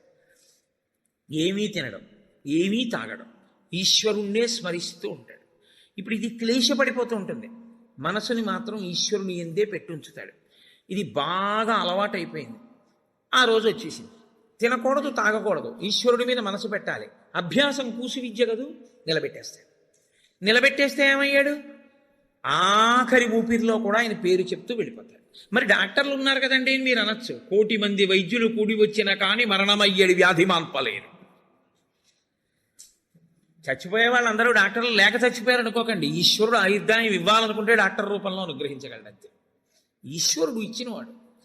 కాబట్టి ఏకాదశి వ్రతానికి ఉన్న ప్రధాన ప్రయోజనమేమి? అది మృత్యువుని వచ్చినప్పుడు ఎలా ఉంటుందో తత్సంబంధమైనటువంటి తర్ఫీదు మనసుకు ఇచ్చుట. అందుకే ఏ వ్రతానికి చెప్పండి ఏకాదశి వ్రతం చాపి త్రయం అత్యంత దుర్లభం అని ఎందుకంటారో తెలుసా అండి? అసలు నువ్వు అలా ఊహ చేస్తూ కూర్చుని సిద్ధంగా ఉండడం 1/2 గంట చెయ్యలేవు. ఓ వారం ఓ పక్షంలో చేసి, అయ్యి బాబోయ్ అలా మళ్ళీ ఏకాదశి వచ్చేస్తే మళ్ళీ అలా ఊహిస్తూ అలా ఉండాలంటే భయంగా ఉందండి, ముక్కోటి ఏకాదశి చేసేస్తానండి. కాబట్టి ఈశ్వరుడు అంటాడు, పోన్లే ఏడాదంతా చేయలేవా, బెంగెట్టుకోకు, ఏడాదంతటికి బదులుగా ముక్కోటి ఏకాదశి చేస్తావా, అప్పుడు నేను ఎన్ని ఫలితాలు ఇవ్వాలి నీకు, 23 ఏకాదశుల ఫలితం ఇవ్వాలి, అథవా ఈ ఏకాదశితో కలిపి 24 ఏకాదశుల ఫలితం ఇవ్వాలి. కానీ నేను ఒకటి ఎక్కువ అడుగుతాను, దానికి తగినంత నీకు ఇస్తాను. నేను అడిగిన ఎక్కువ చెయ్యాలి, నువ్వు అడిగిన దానికన్నా కొన్ని కోటి రెట్లు ఇస్తా, 3 కోట్ల ఏకాదశుల ఫలితం ఇస్తా. కానీ మామూలు ఏకాదశుల కన్నా విరుద్ధంగా నువ్వు దీన్ని చెయ్యాలి. ఎందువల్ల విరుద్ధంగా చేయవలసి ఉంటుంది ముక్కోటి ఏకాదశి అంటే, మామూలు ఏకాదశి నాడు మీరు ఉపవాసం చేసేటప్పుడు పండు కాని, కాయ కాని, అథవా కాసిన పాలు కాని తాగితే ఉపద్రవం ఏం రాదు, దానికి దోషం పట్టదు శాస్త్రం. ఎందుకంటే శాస్త్రం ఉపవాసం మీద చర్చ చేస్తుంది. ఉపనిషత్తుల్లో ఆ విషయం ఉంది, వేదంలో ఆ విషయం ఉంది. ఎప్పుడెప్పుడు ఉపవాసం ఎలా చెయ్యాలి అన్నది ఉంది. ఆదివారం నాడు కానీ, పౌర్ణమి నాడు కానీ, అమావాస్య నాడు కానీ రాత్రి ఉపవాసం మాత్రమే చెయ్యాలి, పగటిపూట ఉపవాసం చేయకూడదు. ఆదివారం నాడు రాత్రి ఏమీ తినకూడదు, పౌర్ణమి నాడు రాత్రి ఏమీ తినకూడదు, అమావాస్య నాడు రాత్రి ఏమీ తినకూడదు. ఆ ఉపవాస నియమం అక్కడ వరకే. పగటిపూట మీరు భోజనం చేసినా పలహారం చేసినా శాస్త్రం అడ్డురాదు. సాధారణంగా శాస్త్రం ఏం చెప్తుందంటే 2 పర్యాయములు తీసుకోమని చెప్తుంది. 2 పర్యాయములు తీసుకోవచ్చు, కానీ ఇక రాత్రి వేళ తినకూడదు. అష్టమి తిథి, చతుర్దశి తిథి, ఈ 2 తిథుల్లో పగటి వేళ తినకూడదు, రాత్రి వేళ తినాలి. పగటి వేళ ఏమీ తినకుండా ఊరుకుని నక్షత్ర దర్శనం అయిన తర్వాత మాత్రం భోజనం చేయొచ్చు. అది ఒక్క అష్టమి చతుర్దశి తిథులకు. కాబట్టి ఈ తిథులలో ఉపవాసాలకి, వారములలో ఆదివారం ఉపవాసానికి, ఎందుకంటే వారాలు అన్ని యుగాల్లో లేవు, కలియుగంలోనే వారాలు. మీరు రామాయణాన్ని చూస్తే రామాయణంలో వారాలు ఉండవు. కాబట్టి వార నియమం ఎవరికి వచ్చిందంటే ఒక్క కలియుగంలోనే వచ్చింది. కలియుగంలో ఆదివారమే ఉపవాసం ఎందుకు పెట్టారో తెలుసా అండి? ఆరోగ్యం భాస్కరాది చేత్, ఆరోగ్యము సూర్యభగవానుడి యొక్క అనుగ్రహంతో నిలబడుతుంది. సూర్యభగవానుడు అధిదేవతగా కలిగినటువంటి రోజు, ఆయన యొక్క తేజస్సు ఎక్కువగా పరిపుష్టమయ్యే రోజు భానువారము, ఆదివారం. అటువంటి సూర్యభగవానుని యొక్క అనుగ్రహం కలగాలి అంటే ఆదివారం నాడు ఉపవసించాలి. ఉపవసించుట అన్న మాటని మీరు ఎప్పుడు 2 కోణాల్లో అర్థం చేసుకోవాలి. 2 కోణాల్లో అర్థం చేసుకోవడం అంటే, కడుపు ఖాళీ అయిన తరువాత మళ్ళీ వేయకుండుట. శరీరానికి ఆరోగ్యం ఎప్పుడు డాక్టర్ దగ్గరికి వెళ్లకుండా ఉండడానికి 3 ఉన్నవాడు వెళ్ళడు అని ఆయుర్వేదం చెప్తుంది. ఎవరు వెళ్ళడు అంటే, కడుపులో వేసిన పదార్థమంతా ఖాళీ అయ్యే వరకు మళ్ళీ వెయ్యనివాడు. కడుపులో పదార్థం వేశారనుకోండి, అది పూర్తిగా పచనం అయిపోయి కడుపు ఖాళీ అయింది, అప్పటి వరకు వేయడు మళ్ళీ. అలా వెయ్యని వాడెవడో వాడు వైద్య దర్శనం చెయ్యడు. ఎడం పక్కకి తిరిగి ఎడమ చేతిని తల కింద పెట్టుకుని గుండెలు పరుపుకో బొంతకో తగిలేట్టుగా పడుకున్నవాడు వైద్యుణ్ణి చూడడు. 3, ప్రతిరోజు రాత్రి తాంబూల చర్వణం చేస్తూ కొంచెం సేపు నడిచి పడుకునేవాడు వైద్యుణ్ణి చూడడు. ఈ 3 పూర్ణారోగ్యానికి ఆయుర్వేద శాస్త్రం విధించినటువంటి నియమాలు. అందుకని అలాగే పడుకోవాలి. అందుకే మీరు ఎప్పుడైనా మహాత్ములు పడుకోవడం చూస్తే ఎప్పుడు ఎడం పక్కకే పడుకుంటారు. కారణం ఏంటంటే ఎడం పక్క పడుకోవడం ఆరోగ్యాన్ని ఇచ్చేస్తుంది, వైటల్ ఆర్గాన్స్ అన్నింటినీ సేఫ్ గార్డ్ చేస్తుంది. నేను ఒకసారి డాక్టర్ని అడిగి, అది ఏంటంటే అలా ఉంది ఆయుర్వేదంలోని. నిజమేనండి, అలాగే పడుకోవాలన్నారు. అంతేనండి, మేమైనా అలాగే చెప్తాం, ఎడం పక్కకి తిరిగి పడుకుంటే చాలా మంచిది కోటేశ్వరరావు అన్నాడు. కాబట్టి నేను పురాణాల్లో ఉన్న ఎన్నో విషయాలు డాక్టర్లను అడుగుతుంటే వాళ్ళు నిజమేనండి ఇవన్నీ అంటుంటారు. నేను శరత్కాలంలో అమ్మవారి పూజ ఎందుకు చేస్తారు అన్నదాని గురించి దేవి భాగవతంలో ఉన్న విషయాల్ని కొన్నింటిని ఒకసారి ఒక డాక్టర్ని అడిగితే ఆయన నాకు తెల్లబోయే రహస్యాలు చెప్పాడు. మీరు చెప్పినవే హ్యూమన్ ఎనాటమీలోకి మార్చి చెప్తే మాకేం చెప్తారంటే, చలికాలంలో తమంత తాముగా నాడులన్నీ కూడా సన్నబడిపోతాయి చలిగాలికి. కొవ్వు చిన్న చిన్న చిన్న చిన్న చిన్న చిన్న గింజల్లా ఉండి పరిగెడుతుంటుంది రక్తంలో. ఎప్పుడైతే నాడులు ఇలా రక్తనాళాలు సంకోచించాయో అది వెళ్ళి ఆగుతుంది. వెనక నుంచి వస్తున్నది వచ్చి దాన్ని తగులుకుని ఆగుతుంది. గసగసాలు ఒకదాన్నొకటి తగులుకున్నట్టుగా తగులుకుని ముద్ద కట్టి ఆగుతుంది. రక్త ప్రవాహం ఆగిపోయి స్ట్రోక్స్ వస్తాయి. చలికాలంలో స్ట్రోక్స్ వస్తాయి కాబట్టి అలా రాకుండా ఉండడానికి దేవీ నవరాత్రులు చేయిస్తారు. దేవీ నవరాత్రుల్లో మృత్యుదంస్ట్ర బయటికి వస్తుందని చెప్పడానికి కారణం అది అని నేను ఒకసారి దేవీ భాగవతం శ్లోకాలు మా ఇంటికి వచ్చిన డాక్టర్ గారికి చూపిస్తే యథార్థంగా మాకు వైద్యం చెప్పినప్పుడు దీన్ని ఇంగ్లీష్లో ఇలా చెప్పారండి, దాన్ని ఆ రోజు ఋషులు ఇలా చెప్పారనమాట అని ఆయన తెల్లబోయాడు. కాబట్టి మన ఋషులు అద్భుతంగా దాన్ని అన్వయం చేసి తీసుకొచ్చి చూపిస్తారు. కడుపులో పదార్థము పూర్తిగా అయిపోయేంత వరకు మళ్ళీ పదార్థం అందులో వెయ్యకూడదు. మీరు ప్రతిరోజు అలా వేస్తూ పెడుతున్నారనుకోండి, మళ్ళీ అది కడుపు ఖాళీ అవగానే మళ్ళీ వేశారు. మళ్ళీ అందులోంచి రసాయనాలు ఊరాలి, అది మళ్ళీ తిరుగుతూ ఉండాలి.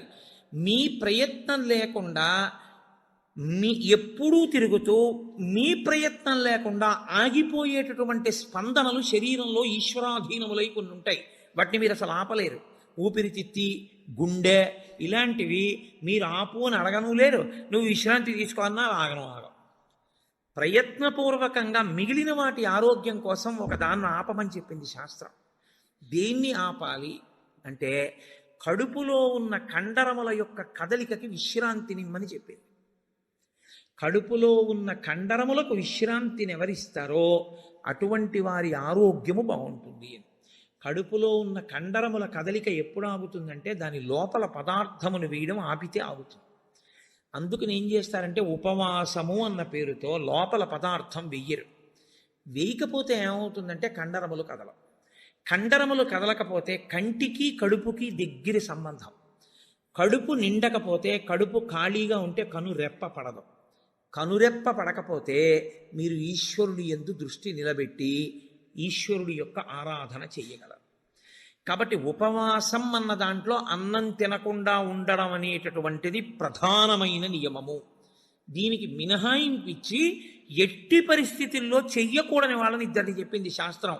8 ఏళ్లకు ముందున్నవాడు, 80 ఏళ్ళు దాటినవాడు ఉపవాసం చేయరాదు జీవితం. ఈ ఇద్దరికీ నిషేధం. 8 ఏళ్ళు కింద ఉన్న వయస్సు, 80 ఏళ్ళు పూర్తయిన వాళ్ళు ఉపవాసం చేస్తే పాపం, వాళ్ళు చేయకూడదు. ఎందుకని అంటే వాళ్ళ శరీరం అంగీకరించింది. అందులోకి పదార్థాన్ని వేయకపోతే ఒప్పుకోదు. 3వ మినహాయింపు ఒకరికి ఇచ్చింది. కడుపులోకి పదార్థం వెయ్యకపోవడమే విషంగా మారిపోయి శరీరాన్ని పడగొట్టగలిగిన వ్యాధి ఏదైనా సంక్రమించి ఉంటే, అంటే ఒక షుగర్ పేషెంట్ అనుకోండి, ఆయన అలా ఉండిపోయాడు అనుకోండి, ఫాస్టింగ్లో పడిపోతుంది, కోమాలోకి వెళ్ళిపోతాడు. అప్పుడు ఆయన పదార్థాన్ని శరీరం నిలబెట్టుకోవడానికి కావలసినంత పదార్థాన్ని లోపలికి పంపినా ఆయన ఉపవాసం చేసినవాడే. మీరు ఎప్పుడూ ఒకటి గుర్తుపెట్టుకోవాలి, శాస్త్రం ఎప్పుడు మాట్లాడినా చాలా ఉదారంగా మాట్లాడుతుంది. శాస్త్రము కఠినంగా అసలు ఎప్పుడు ప్రవర్తించదు. అలా చెయ్యలేరు మీరు, నిజంగా చాలా కష్టం. కాబట్టి 8 సంవత్సరముల లోపు వాళ్ళు, 80 సంవత్సరములు దాటిన వారు ఉపవాసమును చేయరాదు. ఉపవాసమును చేయరాదు అంటే పదార్థమును విసర్జించి ఉండరాదు. కాబట్టి ఉపవాసము అన్న మాటలో మీ కడుపు కండరములు కదలకుండా విశ్రాంతి ఇచ్చుట అన్నది ప్రధాన ప్రక్రియ. ఇది మీరు చూడండి, ఇవాళ రేపు పెద్ద పెద్ద ప్లాంట్స్ కూడా షట్ డౌన్ అంటారు, కావాలని ఆప్ చేస్తారు. వాటి లాంగివిటీ పెరుగుతుంది, జీవితకాలం పెరుగుతుందని. అదే అన్వయం ఋషులు శరీరానికి చేశారు. ఇది కూడా ఒక యంత్రాంగం, ఇది ఒక తెప్ప. ఇది ఉంటే నువ్వు పుణ్యం చేస్తావు, ఇది ఉంటే నువ్వు ఇంకొక ధర్మకార్యం చేస్తావు. అసలు ఇదే లేకపోతే ఇంకేం చేస్తావు? ఇక జీవుడు చేసుకోవడానికి ఏం లేదు, ఇది ఉపకరణం. కాబట్టి దీన్ని చాలా జాగ్రత్తగా నిలబెట్టుకోవాలి. నిలబెట్టుకోవాలంటే దీని ఆయుర్దాయం పెంచాలంటే 2 రకాలుగానే పెంచాలి. ఒకటి, ఆవేశపడి ఊపిరి తీయకుండా ఉండాలి, ఎందుకంటే ఊపిరిలలో ఆయుర్దాయం ఉంటుంది కాబట్టి. 2, అదే పనిగా దొరికింది కదా అని తింటూ ఉండకూడదు, కాబట్టి ఉపవాసం చేయాలి. ఈ 2 ఎవడు చేస్తాడో వాడు దీర్ఘాయుష్మంతుడు అవుతాడు. ఎవడు దీర్ఘాయుష్మంతుడు అవుతాడో వాడు పాపం చేయడానికి దీర్ఘాయుష్మంతుడు కాకూడదు. దేనికి దీర్ఘాయుష్మంతుడు కావాలి అంటే తన జీవుణ్ణి చక్కబెట్టుకోవడానికి దీర్ఘాయుష్మంతుడు కావాలి. అలా చేసేటటువంటి ప్రక్రియలో వచ్చిన అద్భుతమైనటువంటి తిథి ముక్కోటి ఏకాదశి. ఈ ముక్కోటి ఏకాదశి నాడు సర్వేషాం భోజనద్వయం అన్నారు. అది చాలా విచిత్రమైనటువంటి మాట.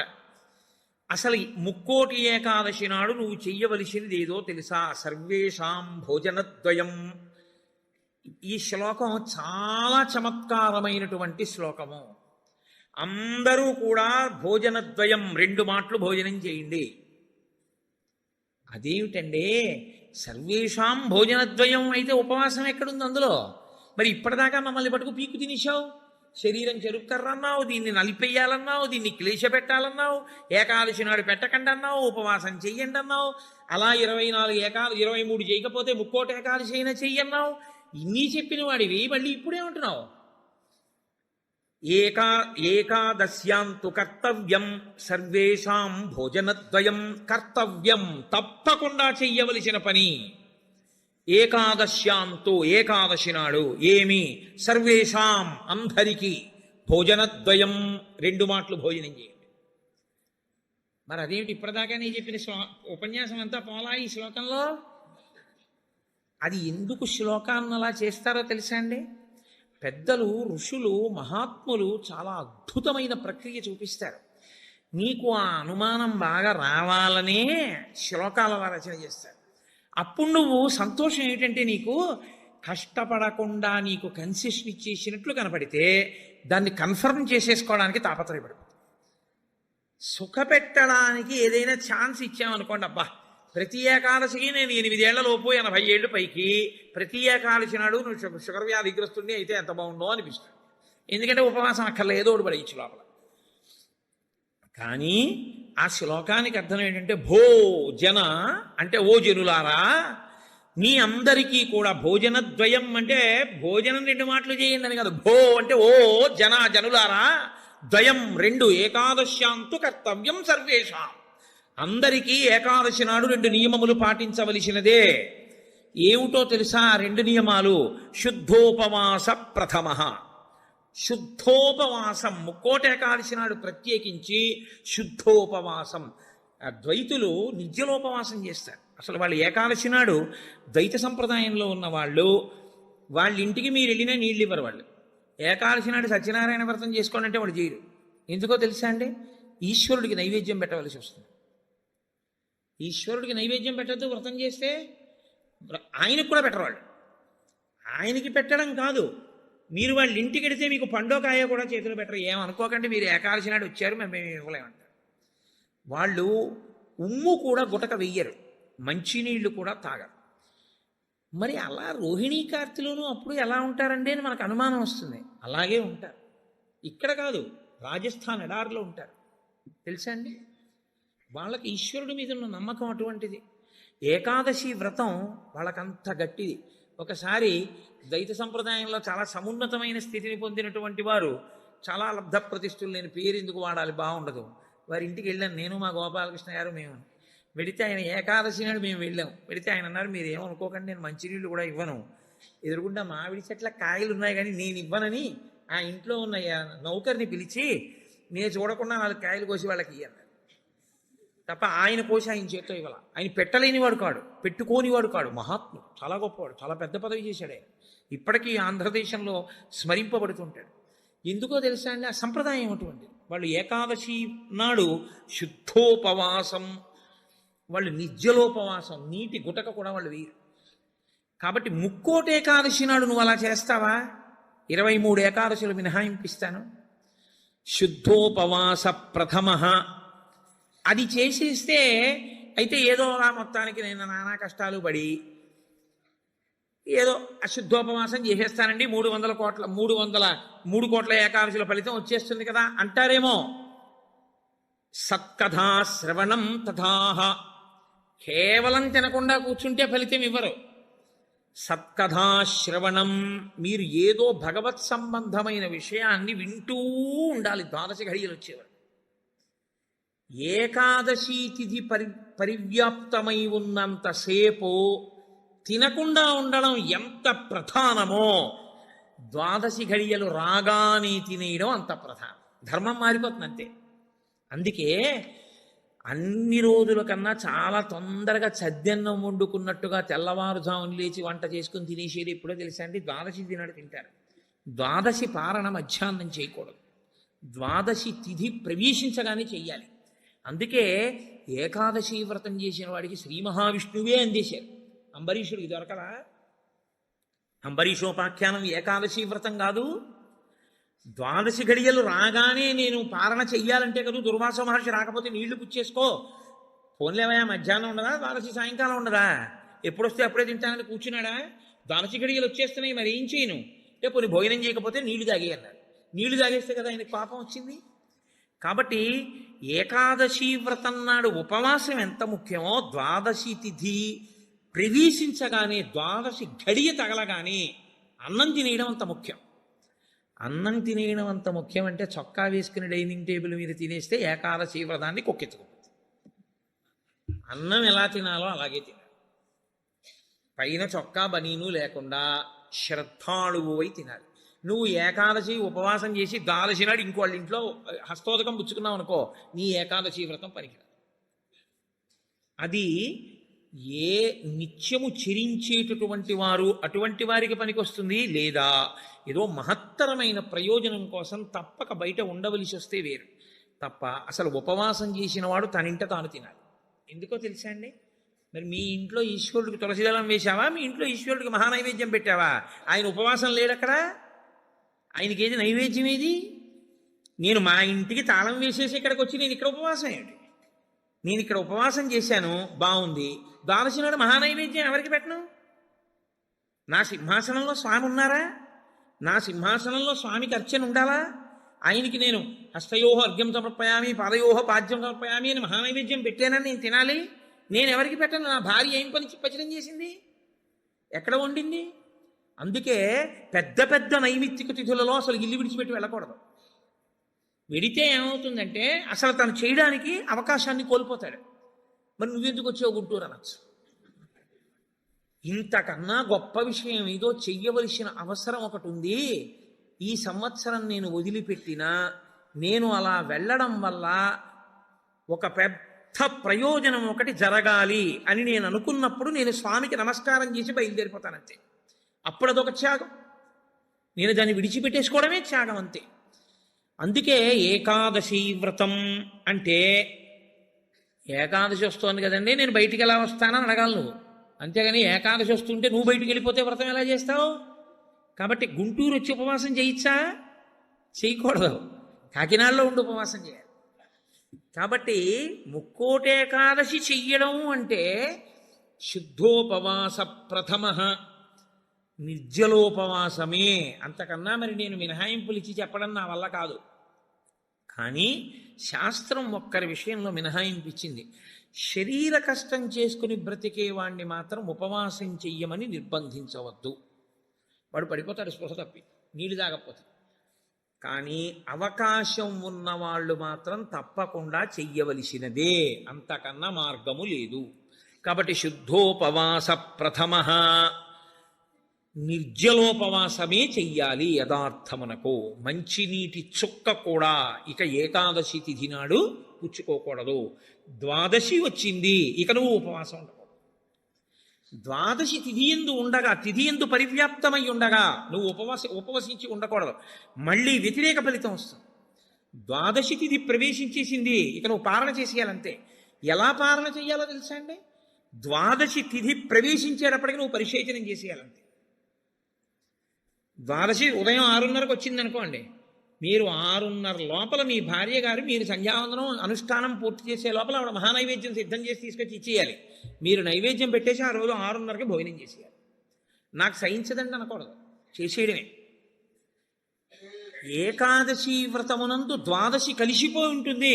నేను చెప్పింది అబద్ధమైతే అంబరీషోపాఖ్యానం అబద్ధమే, అంబరీషోపాఖ్యానం అబద్ధమైతే వ్యాసుడే అబద్ధం. కాబట్టి నేను చెప్పింది నిజం. ఏకాదశి వ్రతం అంటే అంతే, అలాగే చేస్తా. ఇలా కాని చెయ్యగలిగితే ముక్కోటేకాదశి నాడు నీకు నేను 3 కోట్ల ఏకాదశులు చేసిన ఫలితాన్ని నీ ఖాతాలో వేసేస్తా. ఎందుకో తెలుసా? 1 శరీరమును క్లేశపెట్టావు, 2 మనసును ఏకాగ్రతతో నిలబెట్టావు. కాబట్టి ఏం చేయాలంటే మార్చి మార్చి మార్చి మార్చి మార్చి మార్చి భగవత్ కథ యందు కూర్చోవాలి. మరి ఇక దేనికి లేవాలి? శరీర శోధన చేయడానికి, మూత్ర విసర్జన చేయడానికి లోపలికి వెళ్ళి నీళ్లు లేవు, మల విసర్జన చేయడానికి లోపల వేసిన పదార్థం లేదు, ఇంకెందుకు లేవడం? కాబట్టి లేవక్కర్లేదు. కాబట్టి ఏకాదశి రాగానే కూర్చుంటే ద్వాదశి వచ్చాక లేవు. అయితే అప్పుడు అందులో ఏముంది? జాగరణ కూడా ఉందా? ఉందా లేదా? ఏకాదశి నాడు ఉపవాసం అంటే అన్నం తినకుండా పక్కన కూర్చోవడం అని మీకు ఎవరు చెప్పారు? జాగరణ కూడా ఉంది. అందుకే ముక్కోటి ఏకాదశి నియమాలు అన్వయమయ్యేది మళ్ళీ 3 తిథులకు అన్వయం అవుతాయి. 1 మహాశివరాత్రి, 2 గోకులాష్టమి, 3 శ్రీరామనవమి. ముక్కోటి ఏకాదశి నాడు ఏ నియమాలు పాటిస్తారో అవే నియమాలు ఆ 3 తిథుల్లో పాటించాలి. ఈ 3 తిథులలో కూడా మీరు రాత్రి నిద్రపోకూడదు, పగల ఏమీ తినకూడదు. అందుకే చూడండి, మహాశివరాత్రి నాడు నేను పరిచయం చేయడానికి మీకు ఆ తిథి బాగుంటుంది. మహాశివరాత్రి అంటే జాగరణతో కూడిన ఉపవాసమే. అందుకని నిద్రపోయి ఉపవాసం చేసేస్తానంటే అప్పుడు ముందు రోజు ఏ ఇంజక్షన్ చేయించేసి పడుకోవచ్చు. 12 గంటల తర్వాత తెలివచ్చే ఇంజక్షన్ ఒకటి. అలా కుదరదు. మీరు నిద్ర కూడా విసర్జించాలి. ఎందుకో తెలుసా అండి? నిద్ర విసర్జించడంలో చాలా పెద్ద క్లేశం ఉంటుంది. 1 తినలేదు, 2 తాగలేదు, ఒక స్థితికి వచ్చేటప్పటికీ నిస్త్రాణ కొంచెం వస్తుంది. వచ్చి ఫోన్లే అలా పడుకుంటే బాగుండు, కాస్త ఉత్తరీయం వేసుకుని అనిపిస్తుంది. అలా పడుకోకూడదు. అందున దీక్షితుడు అందుకే ఎప్పుడు పడితే అప్పుడు, ఎక్కడ పడితే అక్కడ నిద్రపోకూడదు. అలాగా మీరు పగలు రాత్రి కూడా ఏకాదశి తిథి ఉన్నంతసేపు, అంటే ఏకాదశి ఎప్పుడు మొదలైందో అప్పుడు ఒక రాత్రికి కూడా పరివ్యాప్తం అవుతుంది. ఆ రాత్రి ఆ పగలు మీరు జాగరణ యందు ఉపవాసమునందు ఉండాలి. అంటే మారుస్తూ ఉండాలి. ఒకటే చేస్తున్నారనుకోండి, మనసు ఏమవుతుందంటే దాన్ని విడిచిపెట్టి ఇంకో చోటుకి వెళుతుంది. అందుకే ఏకాదశి చేసేటప్పుడు ఏం చేస్తారంటే సంఘంగా చేస్తారు. సాధారణంగా ఏకాదశి తిథిని ఒక్కడే చేయడం కొంచెం కష్టం. ఒక సంఘంగా అనుకుని ఏం చేస్తారంటే, ఏదో ఏకాదశి ప్రవేశించేటప్పటికి సంధ్యావందనం చేసుకుని ఇంట్లో కులదేవతార్చన చేసుకుని అందరూ కలిసి ఒక దేవాలయానికి చేరుకుంటారు. అందరూ కలిసి ఈశ్వరునికి సత్యనారాయణ వ్రతం చేస్తారు. అందరూ కలిసి విష్ణు సహస్రనామ స్తోత్ర పారాయణం చేస్తారు. అందరూ కలిసి త్యాగరాజస్వామి సంగీత విభావరి వింటారు. అందరూ కలిసి భజన చేస్తారు. అందరూ ఎవరో లేచి నాట్యం చేస్తారు. మిగిలిన వాళ్ళు చూస్తుంటారు. మారుస్తారు. మార్చి మార్చి మార్చి మార్చి భగవత్ శబ్దమునందే లీనమైపోతాడు. ఏది చేస్తున్నా ఈశ్వర నామం పడుతుంటుంది. ద్వాదశి నాడు అన్నం తింటుంటే ఏది విన్నా గోవింద గోవింద అని అవే వినపడుతుంటాయి. ఇంకా ఏదో వెంకటాచలంలో 10 రోజులు ఉండి వచ్చిన వాడికి ఎక్కడ చూసినా గోవింద అని వినపడినట్టు ఇంకా అస్తమానం గోవింద అని వినపడుతుంటుంది. అంతగా నువ్వు ముక్కోటి ఏకాదశిని చెయ్యగలిగితే, అలా చేసినప్పుడు నీకు 3 కోట్ల ఏకాదశుల ఫలితాన్ని నీ ఖాతాలో వేస్తాను. నాకు ఇప్పుడు చెప్పండి, నిజంగా ముక్కోటి ఏకాదశి చేసేవాళ్ళు ఎంతమంది? ఎవరికి వెయ్యాలా ఫలితం? 24 ఏకాదశుల్లో ఒక్క ఏకాదశి అలా చేయగలవా అంటే దాని అర్థం ఏమిటో తెలుసా అండి? ఒక ఏకాదశి నిజంగా అలా చెయ్యాలని మీరు అనుకుంటే కనీసం ఇంకో ఏకాదశి మీరు అలా రిహార్సల్ వేయాలి. మీరు ఇంకో ఏకాదశికి రిహార్సల్ వేస్తే అది వస్తోంది ఇబ్బంది, కాబట్టి ఆ రోజుని ఇది రాకుండా చూసుకుందామని మీరు జాగ్రత్త పడతారు. ఓ పని చేస్తున్నారనుకోండి, ముందే ఇలా చేస్తే బాగుంటుంది, ఇలా చేస్తే బాగుంటుందని ప్రణాళిక రచిస్తారే, ప్రణాళిక రచనకు పక్కన ఇంకొక ఏకాదశి జరగాలి. అందుకే ముక్కోటి ఏకాదశి ఒక ఏకాదశి ఎవడు చేయడు, పక్కన ఇంకో ఏకాదశి చేస్తారు. ఇది ఏదో ఏకాదశి చేశారనుకోండి, ఓహో ఏకాదశి చేస్తే ఇదిగో ఇలా ఇలా ఇబ్బందులు ఉంటాయి. నేను మీకు ఒక ఉదాహరణ చెప్తాను. ఏకాదశి రేపు వ్రతం చేద్దాం అనుకుని ముందు రోజు మీరు పుల్లని పదార్థాలు, తీయటి పదార్థాలు బాగా తినేశారనుకోండి, మీరు ఇంక దాహాన్ని ఆపలేరు. దాహము తనంత తాను పొటమరించకుండా ఉండాలి అంటే మీరు శారీరకమైన ఆంతరమైన జాగ్రత్తలు కొన్ని తీసుకోవాలి. ఒకటి, వేడిగా ఉన్న చోటుకి వెళ్ళి మీరు కూర్చోకూడదు, శరీరం పడిపోతుంది, డిహైడ్రేట్ అయిపోదు. కాబట్టి అందుకే పరమేశ్వరుడు కూడా అనుకూలమైనటువంటి కాలంలో ఇచ్చాడు, పుష్యమాసంలో ఇచ్చాడు. నీటిని శరీరం ఎక్కువ డిమాండ్ చేయదు ఈ టైంలో. ఇది ఆయన పట్టుకెళ్ళి రోహిణీ కార్తీలో పెట్టాడు అనుకోండి, అసలు ఉండడు ఎవరు చేసేవాడు కదండి. అందుకని పట్టుకొచ్చి హేమంత ఋతువులో పెట్టాడు, తనంత తాను పైనుంచి చల్లగా ఉంటుంది. కాబట్టి ఏకాదశి చెయ్యడం అంటే దాని అర్థం ఏమిటో తెలుసా అండి? దానికి 3 రోజులు ముందు నుంచి మీరు పదార్థముల మీద అదుపులోకి వచ్చేయాలి. ఇక ఒక్కసారి అది తింటే మళ్ళీ ప్రయత్నపూర్వకంగా మీరు మంచినీళ్లు తాగాలనుకుంటే తప్ప దాహం వేయకుండా శరీరం నిలబడగలిగినటువంటి రీతిలో ఆహారం ఏది ఉంటుందో అటువంటి ఆహారాన్ని ఎంచి అంత సాత్విక ఆహారంతో నిలబెట్టాలి. నిలబెడితే ముక్కోటి ఏకాదశి నాడు నీళ్ళు అడగకుండా ఉంటుంది, శక్తి లోపల నిలబడుతుంది. అంతకు ముందు కొన్ని రోజుల పాటు మీలోని శక్తిని క్షయం చేసేయకుండా మీరు ఉండాలి. మీ తేజోక్షయం చేయకూడదు. అంతకన్నా ఇంకో మాట నేను చెప్పను. అలా మీరు నిలబడగలిగితే ముక్కోటి ఏకాదశికి మీరు సిద్ధపడగలుగుతారు. అకస్మాత్తుగా ముక్కోటి ఏకాదశి ఓటీ చేసేస్తానంటే కుదరదు. కాబట్టి అసలు ముక్కోటి ఏకాదశి అన్నదాని యందు ఎంత సత్యమైన వాక్కులున్నాయో, శరీరమును క్లేశపెట్టడం అనేటటువంటిది శాస్త్రమునందు ప్రతి 11 రోజుల్లో ఒక రోజు తప్పదు. ఏకాదశి అంటే ఆ 11 ఈశ్వరుని యందు నిలబడాలి. 5 జ్ఞానేంద్రియాలు, 5 కర్మేంద్రియాలు, మనస్సు 11 నిలబెట్టాలి. దానికి ఉపవాసం చెయ్యాలి. అథవా ముక్కోటి ఏకాదశి నాడు చెయ్యగలిగినటువంటి ఈ పరిస్థితులన్నింటినీ మీరు సమన్వయం చేసుకున్నా, శరీరాన్ని నిలబెట్టినా, మీ మనసుని తీసుకెళ్లి ఈశ్వరుడి దగ్గర పెట్టడం మాత్రం అంత తేలికైన విషయం కాదు. కాబట్టి నేను మిమ్మల్ని అందరినీ నిరుత్సాహపరుస్తున్నాను అని మీరు అనుకోవద్దు. మీరు ఎప్పుడూ ఒక్క విషయం గుర్తుపెట్టుకోండి, మీరు ఏం చేశారు అన్నదాన్ని బట్టి 100% సిలబస్ బట్టి మార్కులు ఈశ్వరుడు వేయడు. మీ ప్రయత్నాన్ని చూసి హర్షించి వేసేస్తాడు. అసలు మీరు సంకల్పం ఒకటి చేశారనుకోండి, వచ్చే సంవత్సరం ముక్కోటి ఏకాదశి మనం ఎలా చేసుకుందాం అని ఓ 10 మంది పెద్దలు కూర్చుని, వచ్చే ఏడాది మన దేవాలయంలో ముక్కోటి ఏకాదశి చేద్దాం, వచ్చే ఏడాది ముక్కోటి ఏకాదశి చేయడానికి నిజంగా అలా శరీరంలో పదార్థం వెయ్యకపోయినా నిలబడగలిగిన శరీరాలు ఇన్నున్నాయి. ఇందులో ఎంతమంది ఆ దారుఢ్యం ఉన్నవాళ్ళు ఉన్నారు? వాళ్ళని సప్తమి తిథి నుంచే మనం ఎలా సిద్ధం చేద్దాం. వాళ్ళని సిద్ధం చేసి ముక్కోటి ఏకాదశి నాడు ఎంతసేపు ఉండగలిగితే అంతసేపు ఉంటాడు. ఇక తప్పలేదు, 4 నీళ్లు గుటకలు వేయవలసి ఉంటుంది. నన్ను నమ్మండి, మీ ఉపవాసం పాడవు. అది పుచ్చుకోకపోతే ఇక శరీరం పడిపోతుంది. ఇప్పుడు ధర్మం ఏమైపోతుందో తెలుసా అండి? ఆమరణ నిరాహార దీక్ష శాస్త్రమునందు అత్యంత మహాపాపము. మీ శరీరం పడిపోయే వరకు మీరు మీ ఏమీ తినను, ఏమీ తాగదు అని భీష్మిస్తే ఆ వ్రతఫలం ఇవ్వరు, పిశాచత్వం ఇస్తారు. అన్నం తినకుండా నీళ్లు పుచ్చుకోకుండా ఎవడైనా శరీరాన్ని పడగొడితే వాడి జీవుణ్ణి పిశాచంలోకి ప్రవేశపెడతారు. అందుకని ఇప్పుడు మీ ప్రయత్నం మీరు చేశారు, ఇక శరీరం పడిపోతారు, తప్పదు, నీళ్లు పుచ్చుకోవాలి. ఇప్పుడు మీరు ఎంత నీరు తాగితే శరీరం నిలబడుతుందో అన్ని నీళ్లు తాగారు, అది ఉపవాసంలో అంతర్భాగం అయిపోతుంది. ఇప్పుడు ఒక్క అరటిపండు లోపల వేయకపోతే శరీరం నిలబడదు. ఓ అరటిపండు లోపల పడేశారు, మీకు ఉపవాసమునకు భంగము రాదు. కాబట్టి గురుముఖత చాలా జాగ్రత్తగా శాస్త్రము చెప్పిన నియమములను బాగా విని, అసలు దాని మీద తర్ఫీదు ఏడాది మొదలుపెట్టారనుకోండి, మీరు చాలా తక్కువ మందితో మేము ఇలా చేస్తాం అన్న సంకల్పం 1. 2, అన్నిటికన్నా ప్రధానంగా దృష్టిలో పెట్టుకుని చెయ్యవలసింది ఏమిటో తెలుసా అండి? నీరు పుచ్చుకోకుండా ఆహారము పుచ్చుకోనప్పుడు మనసు ఆ స్థితికి వెడుతున్నప్పుడు ఎంత ఖేదపడుతుందో ఇప్పుడు అర్థమవుతోంది. ఇప్పుడు మనసు నిలబెట్టడం అనేది ఎంత కష్టమో తర్ఫీదు చేస్తానంటూ నిలబెడుతున్నాడు అనుకోండి, వాడు ఆఖరికి ఈశ్వరుని యందు కలిసిపోతాడు. ఆ ఒక్క ప్రయత్నం వాడికి మనసు లొంగిపోతుంది. అంతే, లొంగిపోయి ఈశ్వరనామమును ఎంత ఖేదంలోనైనా చెప్పడం వాడికి అలవాటు అవుతుంది. దీనికి ముక్కోటి ఏకాదశి వచ్చింది. అయితే ముక్కోటి ఏకాదశి నాడు జరిగేటటువంటి క్రతువులలో ఒక భాగంగా ఉత్తరద్వార దర్శనము అని ఒకటి ఉంటుంది.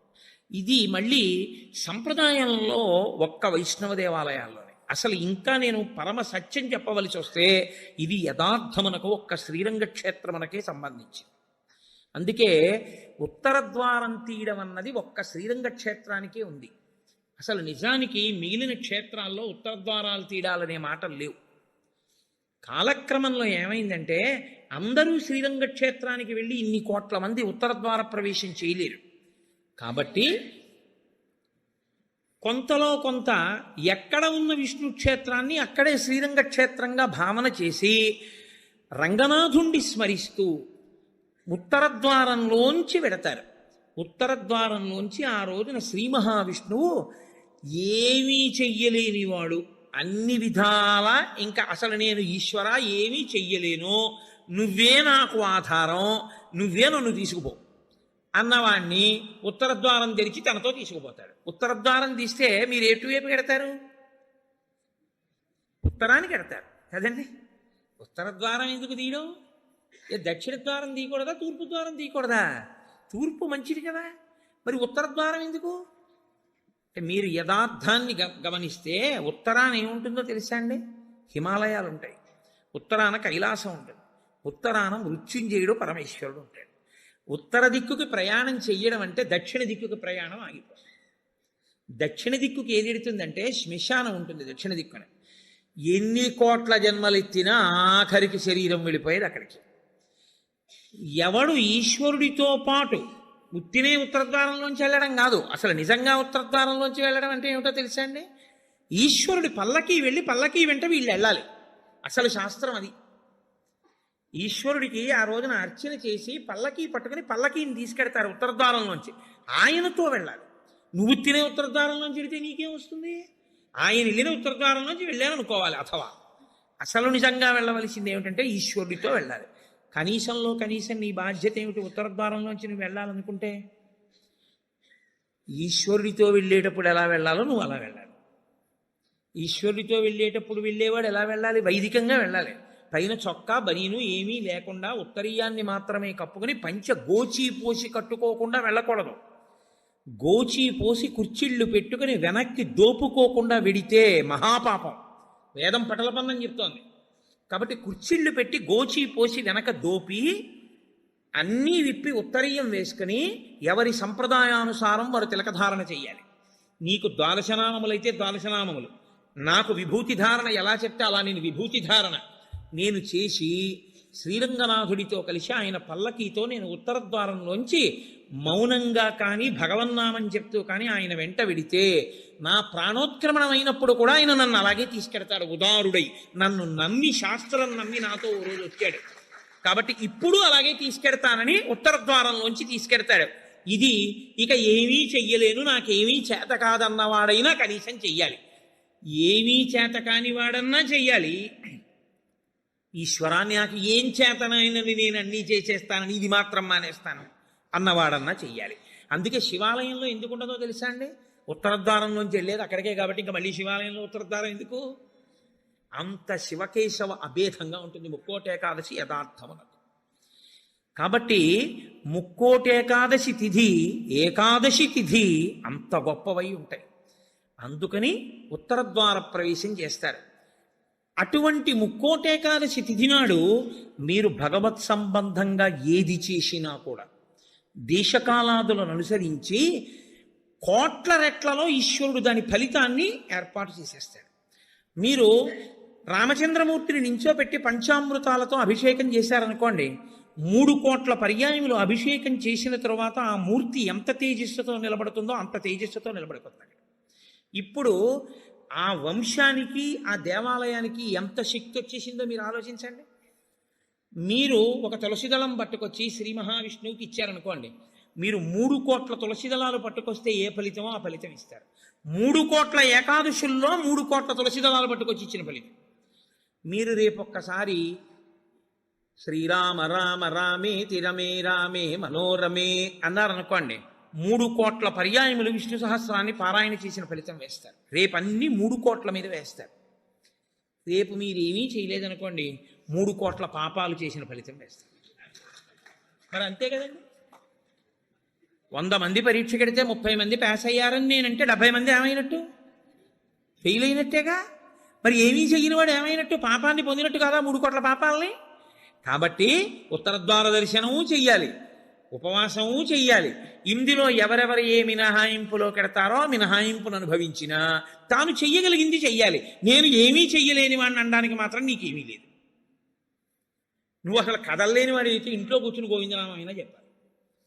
కాబట్టి రేపొక్క రోజు ఉదయం నుంచి కనీసం రాత్రి నిద్రపోయే వరకు జాగరణ చేయకపోయినా నిద్రపోయే వరకు భగవన్నామమునందు మాత్రమే నిబద్ధుడయ్యుంటే అంతకన్నా భాగ్యం ఏముంటుంది?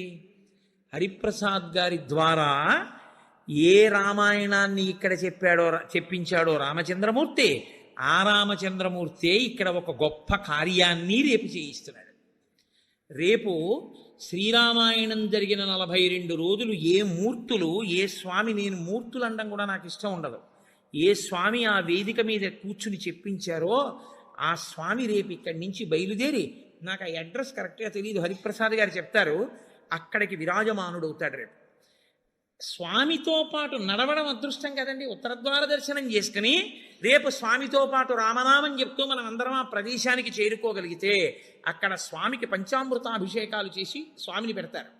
అక్కడ భజనలు ఉంటాయి, విష్ణు సహస్రనామ స్తోత్ర పారాయణ ఉంటాయి. కాకినాడ నుంచి త్యాగరాజస్వామి కీర్తనలే తన ఊపిరిగా బతికేటటువంటి మా అక్కగారు పెద్దాడ సూర్యకుమారి గారు వచ్చారు. ఆవిడ రామచంద్రమూర్తి యొక్క కీర్తనల మీద కచేరీ చేస్తారు. ఆ రామనామ సంకీర్తన ఉంటుంది. హాయిగా మీరు అంతగా మన శరీరాలు అలవాటు పడిపోయాయి కాబట్టి పడిపోతుందేమో అనుకుంటే, నేను అనుకుంటున్నాను ఆయన పెట్టడానికి సిద్ధహస్తుడు కాబట్టి ప్రసాదం కూడా కొంచెం సాత్వికంగా ఉంటుంది అని, కాబట్టి కొద్దిగా సాత్విక ప్రసాదం ఉంటుంది. కాబట్టి ఆ సాత్విక ప్రసాదం పుచ్చుకొని సాయంకాలం వరకు కూర్చోవచ్చు. చక్కగా రామనామం చెప్తూ 1 గంట రామనామం రాస్తూ, అంతకన్నా భాగ్యమే ఉందండి. ముక్కోటే కాల్సినాడు, రేపు పుస్తకాలు ఇప్పించండి అయ్యా మాకు. 1 గంట రామనామం రాసుకొని, రామనామం చెప్పుకొని, విష్ణు సహస్రం పారాయణ చేసుకుని, తులసి అర్చన చేసుకుని, పంచామృతాభిషేకం చూసుకుని, కీర్తనలు చూసుకుని, నేను కాకినాడ వెళ్ళిపోతాను, మీరు ఇంటికి వెళ్ళిపోతారు. ముక్కోట ఏకాదశి ఏ రామచంద్రమూర్తి దగ్గర కూర్చొని మనం రామాయణం విన్నామో ఆ రామచంద్రమూర్తే గుంటూరులో ఉన్న వాళ్ళందరికీ ముక్కోట ఏకాదశి నాడు కూడా అద్భుత ఫలితాన్ని ఇప్పిస్తానని సంకల్పం చేశాడు. అందుకని రేపు తాను కదిలి మనని కూడా ఆయన వెంట రమ్మంటున్నాడు. అది కదా అసలు ఉత్తరద్వారం. కాబట్టి రేపు ఆయనతో కలిసి బయలుదేరుదాం. మిగిలిన కార్యాన్నంతటినీ హరిప్రసాద్ గారు మీకు వివరణ చేస్తారు. ఇంకొక విషయం, మృగశిరా నక్షత్ర సంజాతులైనటువంటి జగద్గురువులు, మహాపురుషులు, ప్రాతస్మరణీయులు ఎవరి పేరు స్మరించినంత మాత్రం చేత అజ్ఞానాం జాహ్నవీ తీర్థం, సర్వేషాం సుఖదం తీర్థం, భారతీ తీర్థమాశ్రయి. ఆయన మహానుభావుడు. సర్వేషాం సుఖదం, ప్రతి వారికి సుఖమునివ్వగలిగినటువంటి వారు, అజ్ఞానులైనటువంటి వారికి గంగాతీర్థము వంటి వారు. అటువంటి భారతీ తీర్థస్వామి వారు శృంగగిరి పీఠానికి పీఠాధిపత్యంలో ఉన్నారు ఇప్పుడు. వారి నక్షత్రం ఉన్న రోజుల్లో అన్ని చోట్ల కూడా గురుపాదుకా పూజ జరుగుతోంది. గురుపాదుక, మీరు ఒకటి ఎప్పుడు ఒక విషయాన్ని జ్ఞాపకం పెట్టుకోవాలి. గురుపాదుకకి ఎందుకు పూజ? చెప్పులకి పూజ లేదుగా లోకంలో. ఒక రామచంద్రమూర్తి పాదుకలకి చేశారు. నన్ను గౌరవించవచ్చు, నా చెప్పుల్ని ఎవరు గౌరవిస్తారు? కోటేశ్వరారు, మీరు కట్టి విప్పిన పంచి ఇవ్వండి అని అడిగిన వాళ్ళు ఉన్నారు నన్ను. మీరు వేసుకు విప్పిన చెప్పులు ఇవ్వండి అని నన్ను ఎవరు అడగకూడదు కూడా. నేను అంత గొప్పవాడిని ఏం కాను. కానీ గురుపాదుకలను ఇస్తారు. ఎందుకో తెలుసా అండి? గురువుగారు నిలబడిన కారణం చేత గురువుగారి యొక్క శక్తి అంతా పాదములలోని నాడీ మండలంలో ఉంటుంది. కొయ్య ఉపాసనా బలాన్ని పుచ్చుకుని ఇబ్బంది లేకుండా సాధకుడిని కాపాడుతుంది. అందుకే కొయ్యపీట మీద కూర్చుంటారు. కొయ్య పాదుకలు వేసుకొని జగద్గురువులు తిరుగుతారు. వారి పాదములలో ఏ అనుగ్రహ శక్తిని పొంది ఉంటాయో ఆ అనుగ్రహ శక్తి ఆ కొయ్య పాదుకలలోకి కూడా దిగుతుంది.